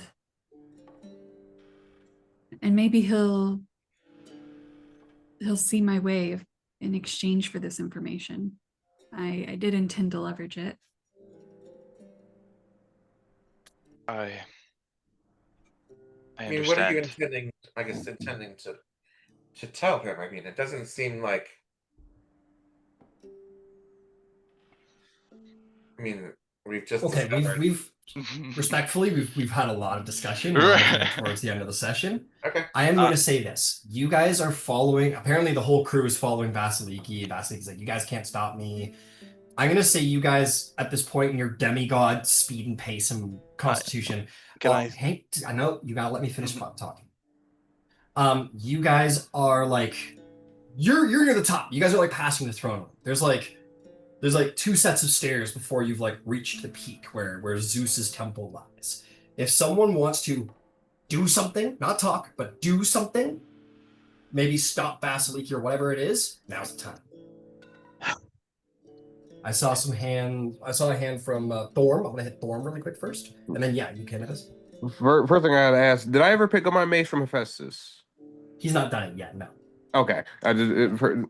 Second thing, I'm walking over there, and well, I'm following, just making sure, because I'm asking what are your options, because once this is done, every god that chose to join him, it could come slaughter us type shit. But I'm walking, trying to do my shit. Yeah. Got it. You're following along, trying to rise. Absolutely. Candybus? I'll say, Vasaliki, I'm so sorry. Please stay away from Zeus. I'm gonna cast suggestion. I was about to do the same thing. All right. Wisdom saving throw, Vasaliki. Yeah. Wisdom 15. Yeah, yours is higher than mine, so because you're a spellcaster and I'm not really. Wisdom. Oh, okay. Saving throw. Okay. Okay, wisdom. Okay. You can do it. Here we go. Game defining role, not to be so nervous about. Can I use guidance? No, you cannot. I'm on the back of the line here. Doesn't work on a saving throw, yeah. Yeah. Oh Okay. no! But I've got Oracle Sight to reroll, so This is an ability from Apollo, right? yeah. And you're going to warn Zeus against his plot against Zeus, right? Yeah. You'll find that the Oracle Sight is not working. Well, then I have heroic inspiration. All these tricks All right. in my bag. As long as you're calling upon it from a god that you are not undermining in this, you can use it. Yes. Heroic inspiration. It's just like the. Oh, sorry. Yeah, the regular inspiration. Good old My reroll. apologies. Go for it. Oh boy. Oh, it's a nat 20. Woo! Silvery Never barbs. too hard. Oh boy! Oh, no. Oh my God. But don't worry, he'll also give you advantage. No, I'm not kidding. I'm kidding. Go for another shot. Let's see if you can do it. Oh boy, game Oh, dividing no. roll here. Okay. Well, Just it's a 19. 19. It's a 19. Holy Yeah. shit. You beat me. Yeah. Yeah, you Candybus. By the nature of a suggestion, it doesn't sound like I've never imagined that I'll leave that up to you. I think because it's only a verbal component, the verbal component is just like a suggestion. Mhm. Does this look magical? I can't imagine it does. If you're like really like keen on it, you can hear like phantom notes in the air. Yeah.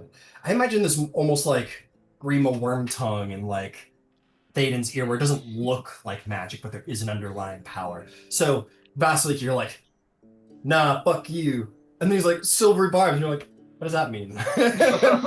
and you keep going. But to your ears, it just sounds like he's trying to convince you desperately. And convincingly so, but not enough. I mean, There's one set of stairs left. Can I? I'll do it too. Oh shit! Oh, boy. What do you say, Dolion? I'll say to Vasaliki, let fate run its course. Oh no. Mine's only a Okay. 13 though. Make My a wisdom saving throw, DC That's 13 about or 50-50. higher. 13. And can I use an advantage from a god? As long as it's not a god you're undermining. And you have the favor. Well, I think now would be a good time for Zeus to help me out. So I'll use not his like just the advantage, the +1 feature. Oh, sure. Yeah. Go for it. Yeah, fair enough. Oh, Call upon the will of your father to help him. Random Oh, bullshit go. 21. 21. Otherwise, it would have been a natural one. So The will of Zeus, as she is known. She is the most stubborn demigod any of you have ever met, perhaps. And it seems even beyond the power of magic and enchantment. She pushes past all of your convincings and so forth. Does anyone want to push her off the mountain? Can I use whole person? Oh shit. I'll do it. Hey, can I use whole person? Oh, oh my gosh. I'm gonna say Am I allowed you to dash? are just out of fairness to Vasaliki, just because like Yeah, she's I know you. saved on a whole bunch of them. I'll say like absolutely you can wind up for it, but at this point you guys are on the top of the mountain. Zeus is Okay. not before you. His temple's right there, but the advisors of Zeus are present. And they will at this point like witness malicious castings and know something's will. up. Got you. may I cast Ascending? Sure. You hold back. What do you send? I'll give Ascending to my mother and give her the heads up. That do not do anything. Do not do what you think about to do. Others are about to inform Zeus of something. You are going to receive. Where is she?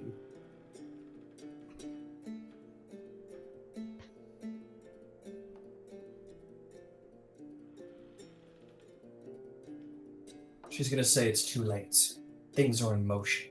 I told you to trust me. I didn't.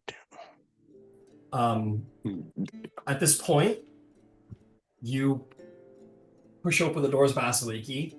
Zeus is asleep in his bed. Your companions are with you. What happens? She'll call out.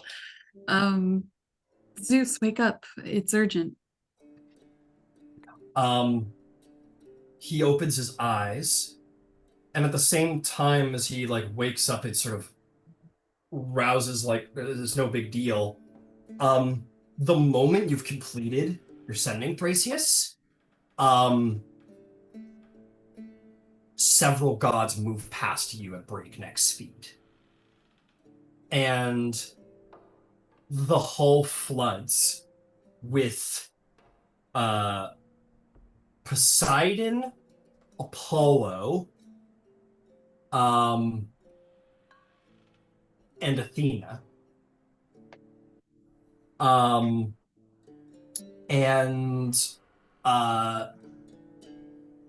They jump on top of Zeus. It's a surprise party. And yeah, they just, thanks to your warning, Thrasius, they dive on top of Zeus, who sort of begins to thrash. There is going to be a roll here to see if all is not lost for their plans, as they have been warned by Thrasius. They need to act. It's more of like watch out, but it's like, oh, okay, because that's happening. Okay. As an interesting note, as they dive on top of Zeus, they are armed with the very same golden chained net that was used on Ares and Aphrodite. So I'm going to weigh Zeus's strength versus these three gods. Are there any of you who in this moment would wish to help restrain Zeus? Because this is an add roll, not a subtract roll. Or help Zeus. I would like to help Zeus. Okay, you charge in defiance, and you're going to try and fight off some of the gods to get them off him. Should we roll initiative? Is this like, are we in combat? Let's do it next. Not yet. Let's have a crazy fucking initiative, guys. I will say that to finish it off, as things begin to unfold and you all are going to make your decisions as what you're going to do to help or not help. Hera is there as well. She's not jumped on top of Zeus to restrain him, but she appears as well, much like, you know, the crime boss residing over the moment. You get the sense that this coup couldn't have happened without her. Oh, snap. Oh, dang. She's going to look down at you, Vasaliki, with a smirk. With not a smirk, but a confused look, and says, "What exactly did you intend?" And then everything will break out. And we will pick it up there. You get your chance Athena, to flash. Hera, Poseidon, Apollo versus Zeus and who knows? Vasaliki and Vasaliki. And Vasaliki and Vasaliki. And some of you guys might decide to sit out and let things play out and not get in trouble, or join in. I mean, hey, maybe Oath of Conquest there might want to. Yeah. Might want to hold down Zeus and help out Daddy. Get some favor with the new regime. But yeah, that would have worked out if Thrasius hadn't warned Athena. Damn, Thrasius. I thought it was like, oh yeah, you might want to get out of town. You're gonna get in trouble. I didn't know they could flash jump. They're gods. They can rally pretty quick when they need to. Especially in like their domain. They were also getting ready to do this. They were waiting on Vasaliki to come share everything. Well, did Zeus at least get a...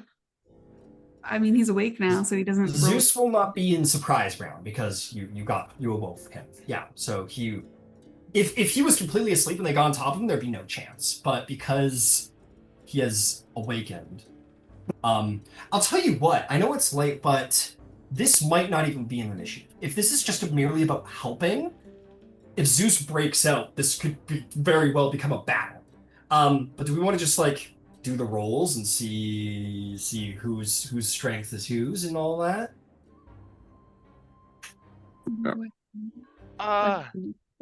I had a third option in mind.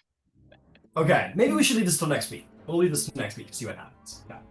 Great. We'll leave it to next week, and next week we will see who sits on the throne at the end of the day as this coup breaks out. Exciting! Oh, man. I'm gonna run to the throne room and sit on the throne. Dude, genius. It's me. 4D chess. No one can stop me now. I'm sitting here. The rules are Yes. bunch on the seat. I'm king now. Oh, shotgun on the throne. Shotgun. Sparrow's like, fuck! God damn it! It's just Dionysus there. He's like, I planned this from the start. Man. Holy shit, guys. It's not done yet. It's got to still be made, but I'll shoot an image of what your mace is going to look like. There, Throm. Correct. In Facebook. No, that'll look. Oh, that's cool. Oh, that's sweet. I didn't know I'd be making this combat possible. Yep. Just for And the record, ironically, Romulus is wasn't going like to a- be with also wasn't Vasaliki. Sorry. Yeah, who's gonna be on Vasiliki's team? Well, it's gonna be awkward because it's like this is gonna affect favor because Thrasius, you weren't like you're being betrayed. Like go now. You weren't helping out. You were like Run call away. it off. Yeah. So Yeah. it's gonna be a weird way to deal with favor. I'm Yeah, for sorry. me, it's gonna be a weird favor spot for a while. I'm just gonna lose all my favor. That's it. You'll have the only favor that matters. Daddy-o. Then That's our right. party's gonna have lots of different levels of butthurt between each other. I'm about to say. You know, it happens. It Part of the it game. happens It's from part of time the to time. fun. Part of the fun. Part of the Yeah, fun. I'll say. Yeah. Maybe that black thread's looking pretty good after all this. Who knows? Can we cut someone else's? That's what attack rules for. Yeah, Zeus is like, and you will suffer from. Fuck. Oh, my weakness. Scissors. No, they're dead. Not scissors. Yeah. That's crazy. Well, I can't wait for next week. Mhm. Yeah, it's probably sweet. Vasaliki versus the world. Zeus is like, you're the only person I can rely on. Yeah, I can see Me and some. your daughter versus everyone. The Does he only have person who his has gold? 4 favor with God. Does well, technically, I'm still at 2 favor with him, or did I get a favor this session? Oh, you're gonna get a favor next session if you fight for him. That's for damn sure. He isn't aware of anything you've done yet. Like, Father, I Unless he rolls, orchestrated this coup just to save you, so I could earn your favor like you asked. Unless It's my girl. That's my little girl. unless he rolls up 2 wands next week. He by Oh, chance horrible isn't covered with the also. net, right? My bad. Sorry? He by chance isn't covered with the net, right? Yeah, even the nut. The net's gonna provide some help on their part. If the net gets around him, he's fucked. Okay.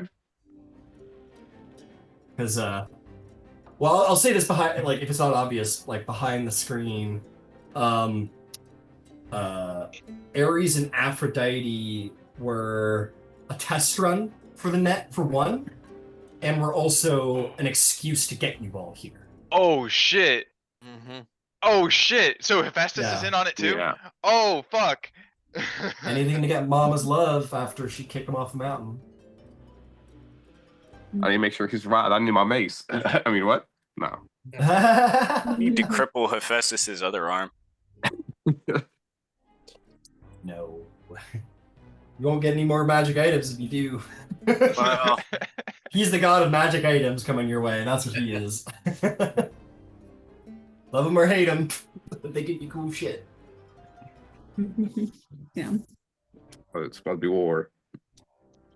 Yeah, hey, fuck with the god, you're gonna lose something important. Can Zeus kill another god? Zeus can kill Titans, brother. He's Zeus. Well, that's the thing to consider is that because Zeus possesses the primordial bolt, he is singularly more powerful than the entire pantheon. So in this desperate pinning him down and tying him down situation, he can't throw a bolt, he can't use his arms to throw a bolt, which immobilizes him. But in a straight up combat, he totals the entire pantheon. Yeah. Pretty much, yeah. Yeah.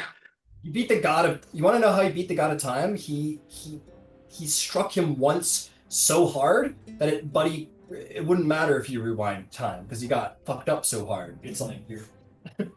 You could rewind time to the start of this battle. I'm still gonna take you down in one shot. So you literally hit him into next week. Yeah. Or last week. You could actually. Can you hit the god of time into something next week? Well, I think the original idea behind Zeus beating Kronos is that like lightning is instant. It kind of defies time. It's so fast. It's faster than Hermes or anything else. So it's like, how does time restrain light? Can't. It's too fast. I thought Zeus's mother helped him when they took out Kronos. Yeah. Yeah, he was Yeah. raised by Gaia, who is like Yeah. the most wisest entity out there. Well, And at then least she it made things. subsequently tried to kill him. On the upside, at least it made things interesting next week. Guys, that's what we're gonna do after this. I'm running a Calamity Exandria game. After this, we're gonna run a Titanomachy game. And you guys can be there for like the birth of gods and fight titans and then fight the giants and then fight Typhon. And then die. And then die. Possibly, Yeah.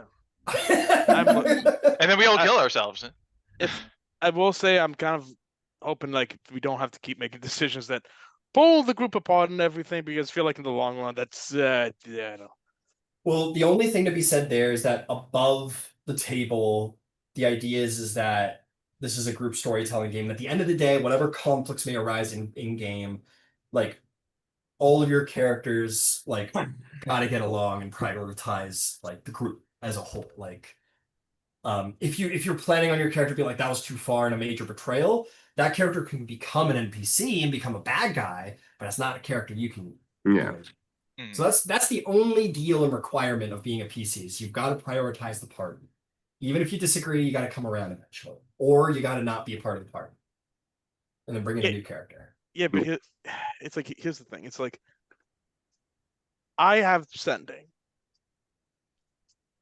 If we chose one thing, or we all chose like, oh yeah, we're helping Zeus. Oh yeah, totally. Yeah, let's go tell him. I mean, if we chose to overthrow Zeus and I chose to give Zeus the heads up, like, don't go to sleep tonight, does that violate? Like, how much does It's that? not a threat, boy. It's when it starts. It's when we start trying to kill each other. I think is the line. I think it's when it starts trying to get. And this is just me. This is not me speaking as the DM or the midi whatever. I personally find it far more compelling when there's a bunch of different ideas about what should happen, but then the group does settle on one direction, regardless of how they, everyone kind of finds a reason to, like, okay, I don't agree with this, but you're my friend and I support you, and then the group decides on something. Majority. Well, then, yeah, so the group decides on something, or like Vasaliki's like, I'm not betraying my father, and then it's like, okay, like we got it. Yeah, I don't know. That's just me as a person. That's not me as a DM. I think it's far more compelling when the group makes decisions. None of us knew that Candybus was going to kill Theseus. No, that's the thing. Like, I'm constantly worried about like, how are we gonna do this if like one of us can go off and like, nope, I'm gonna go do this.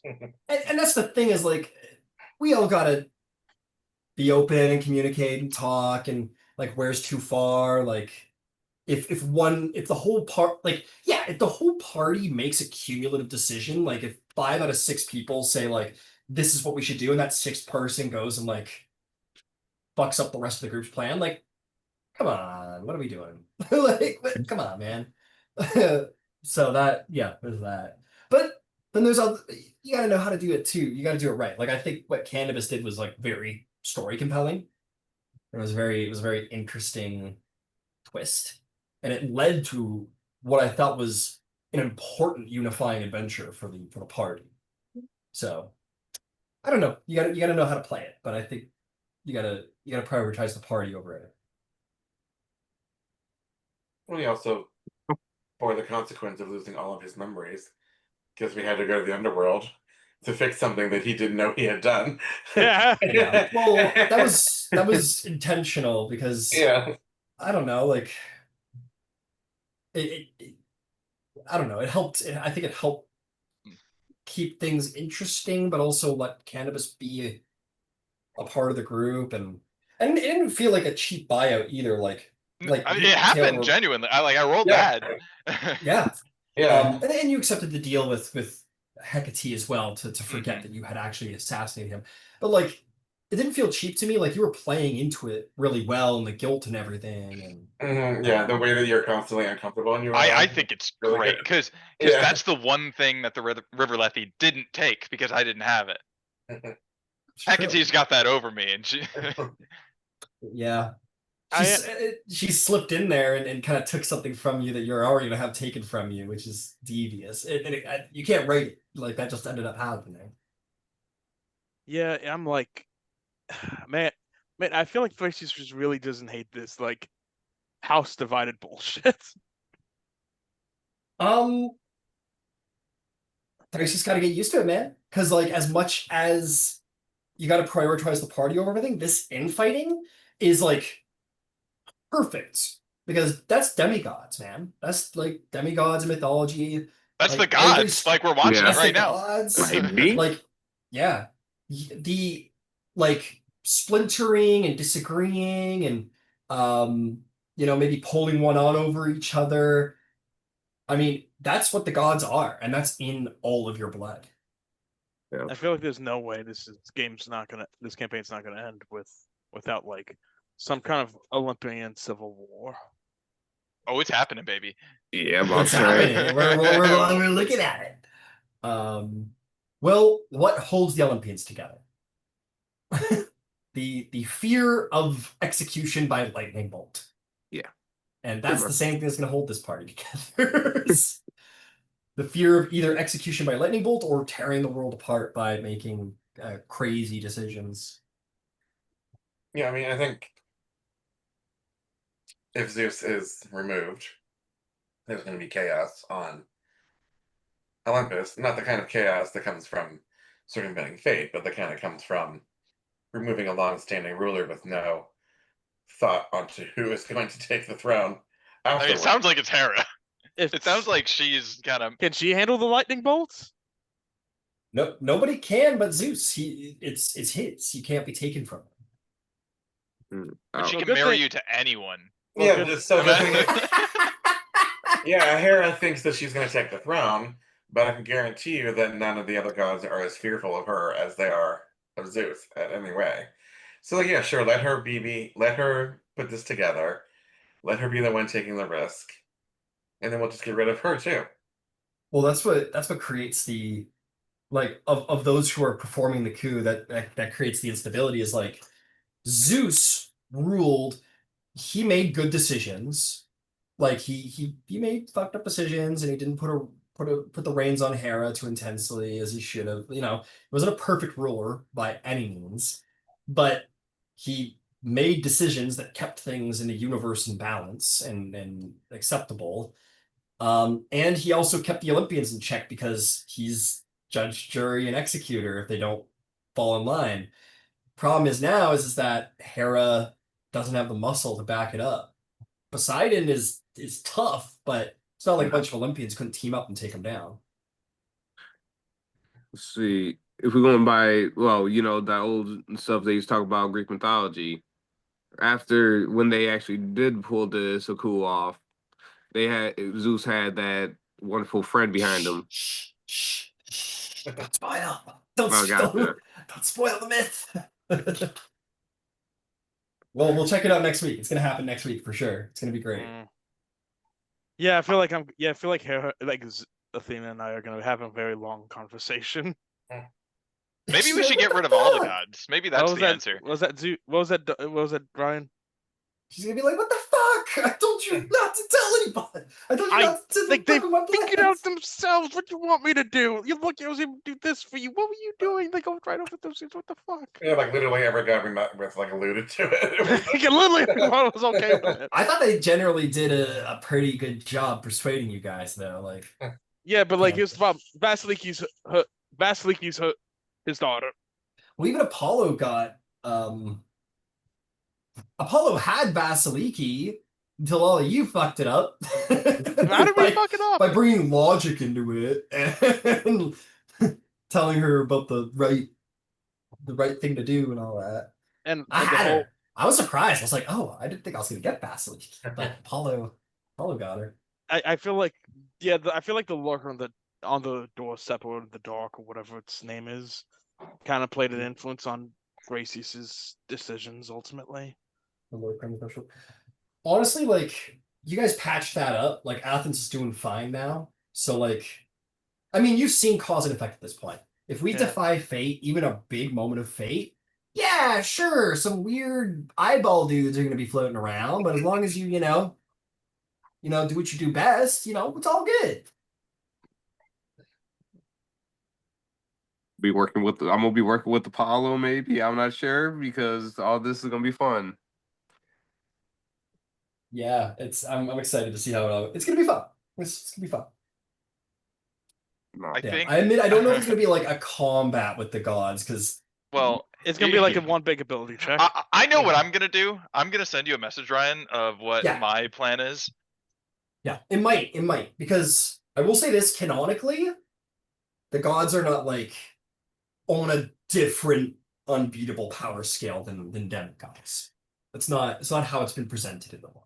So maybe there's a battle. Like any of you marshals could probably take down here. Oh dang. Ooh. I don't know if might work. Maybe. Oh. Oh.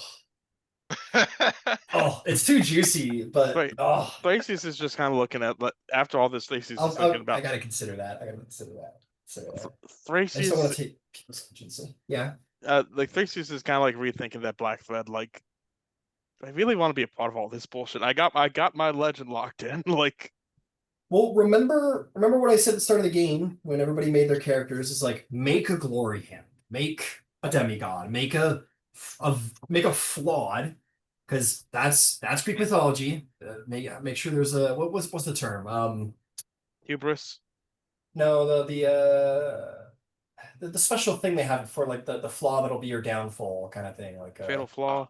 But yeah. Have your characters have a fatal flaw, make them glory hounds, them proud, be the thump the chest guy,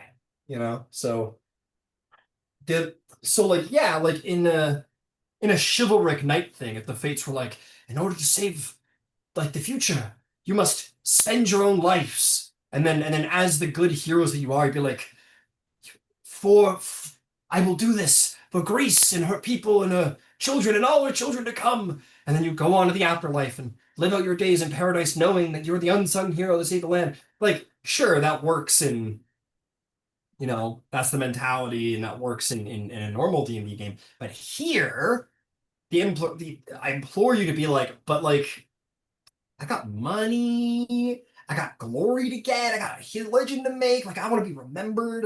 You know what I mean? Like, be Achilles, be Hercules, be these guys who are like, nah, I'm gonna like fuck you. I'm gonna make my own fate. I'm gonna make my own like have pride. I'm that name champion. Yeah, exactly. Like I'm not done. I'm not done making my name. Like be that guy. That's my I implore you to be. Be greedy, be selfish. I'm just Oh, I don't think that'll work. I don't think my plan will work. Yeah, I was gonna say I think it has to be like willing. Yeah, Probably. yeah. I also don't want to like this is a cool thing we got going. I don't want to like pull anyone's agency too tough. It's Anyway, I was gonna blow the conch and try and pull everyone out. You're gonna do Which what? was a cool idea. I was gonna try and blow the conch and then like teleport everyone to Aphrodite. Uh, Hey guys. Hey. But they gotta be Party. willing, and I don't think Vasiliki's willing. Yeah. yeah.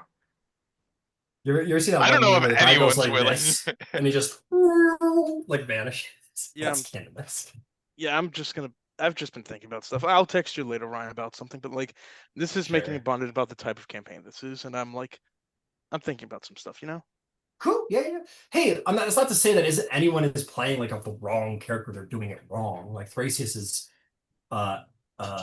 faith. He has great faith in Athena, and he wants unity. That's not a bad thing.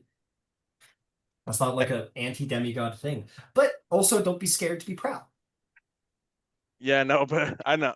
Yeah, I know. I'm just thinking. Yeah. He's gonna be in a shits like next session. Yeah. Remember, yeah, all I'll say is like remember your demigods and everything that comes with that. You're not bumfuck, two copper adventurer or whatever. You guys are demigods. You've got the blood of gods in your veins. You're meant for greatness. Yeah. I feel like maybe Thrasius isn't ambitious enough sometimes. Hey, you can't be. Right, Make no mistake, that Athena's could be your ambitious. fatal flaw. That Yeah. could be your lack of lack of ambition. My fatal flaw is I'm a couch potato. I'm gonna go off the flow, you know. Yeah, Or I think I've done calculating. enough. yeah, I've done enough. That's fine. I'm satisfied. Could be Maybe your overcalculated. fatal flaw is like you're like zealously loyal to Athena, like you're, or to the group, right? Like Yeah. your trust can be manipulated.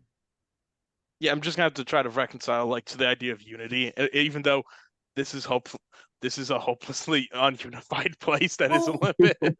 I don't think it's a bad thing because like the party needs a glue, right? They need Yeah. a unifier. So that Thrasius being like, guys, we gotta work together. Like that's not a bad thing. Yeah. Maybe I like the I was- party. I think the party's got a great dynamic so far. I'm pretty into it.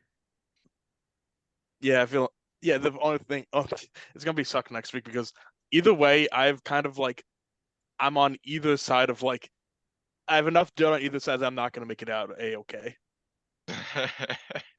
That's the problem with playing both sides is you get Yeah. burned. It's not trying to play both sides, but yeah, I mean,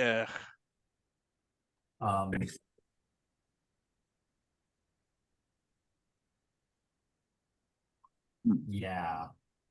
Hey, no, that was a tough situation because like the gods had their input. It felt like they made decent persuasions for those people we talked to. I had to be very careful with Vasaliki, with Apollo, and then with Throm. It was like, hey, bro, do you want to be a part of like the biggest conquest that ever happened, bro? Come on, give me the weapon. I got this. Yeah, I got this. So I was pleased with how the gods yeah, maybe sort of primed maybe you up. Thrasius is just. I feel like Thrasius is just in seek. What is the pursuit of true wisdom? What is the wise thing to do? The wise thing to do is to cut that damn black thread and get the hell out of here. The wise thing to do is to It's like- kill it's like, yourself. Zeus, kill us all right now. Is it? It is for the best. That would be the wisest thing for us all to do. Is it? It'd be Yeah. pretty gotta- funny. You gotta wonder though. You Is have it- your mother, the goddess of wisdom, doing something which would make one think that is the most wise thing to do. Yeah. There are many schools of thought. There's one school of thought where Thrasius, it's like, I mean, in an arms race, there's always going to be someone, there's always going to be weapons on both sides. What if there are fateless out there? Like in the Archon's Razor sort of situation, what if there are fateless out there who are not loyal to the gods? And what if one day the gods need someone who can bend fate to fight for them? Maybe it's wiser to stick around just in case and have Athena's back. But then there is the school of thought where it's like you should maybe listen to the wisers, your elders, and the gods, and do what they say. Yeah. There's many schools of thought. I feel like I feel like Zeus and Athena are gonna be pissed at me next week. Good news is I'm gonna have all of eternity to make nice with them.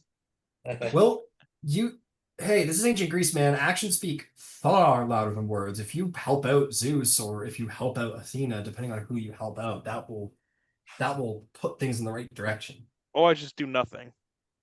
If you do nothing, that'll have constant. Like I was saying before, I think helping one side now does not preclude you from helping the other side later. That is true. From the perspective of the spy. Yeah. And too, like there's also the difference between the qualities that we attribute to the gods and their actual behaviors. Like we as demigods, having interacted with them directly, have more insight than most people. But I think most mortals down on the ground look at them as paragons of truth and justice and everything good. And they're scared.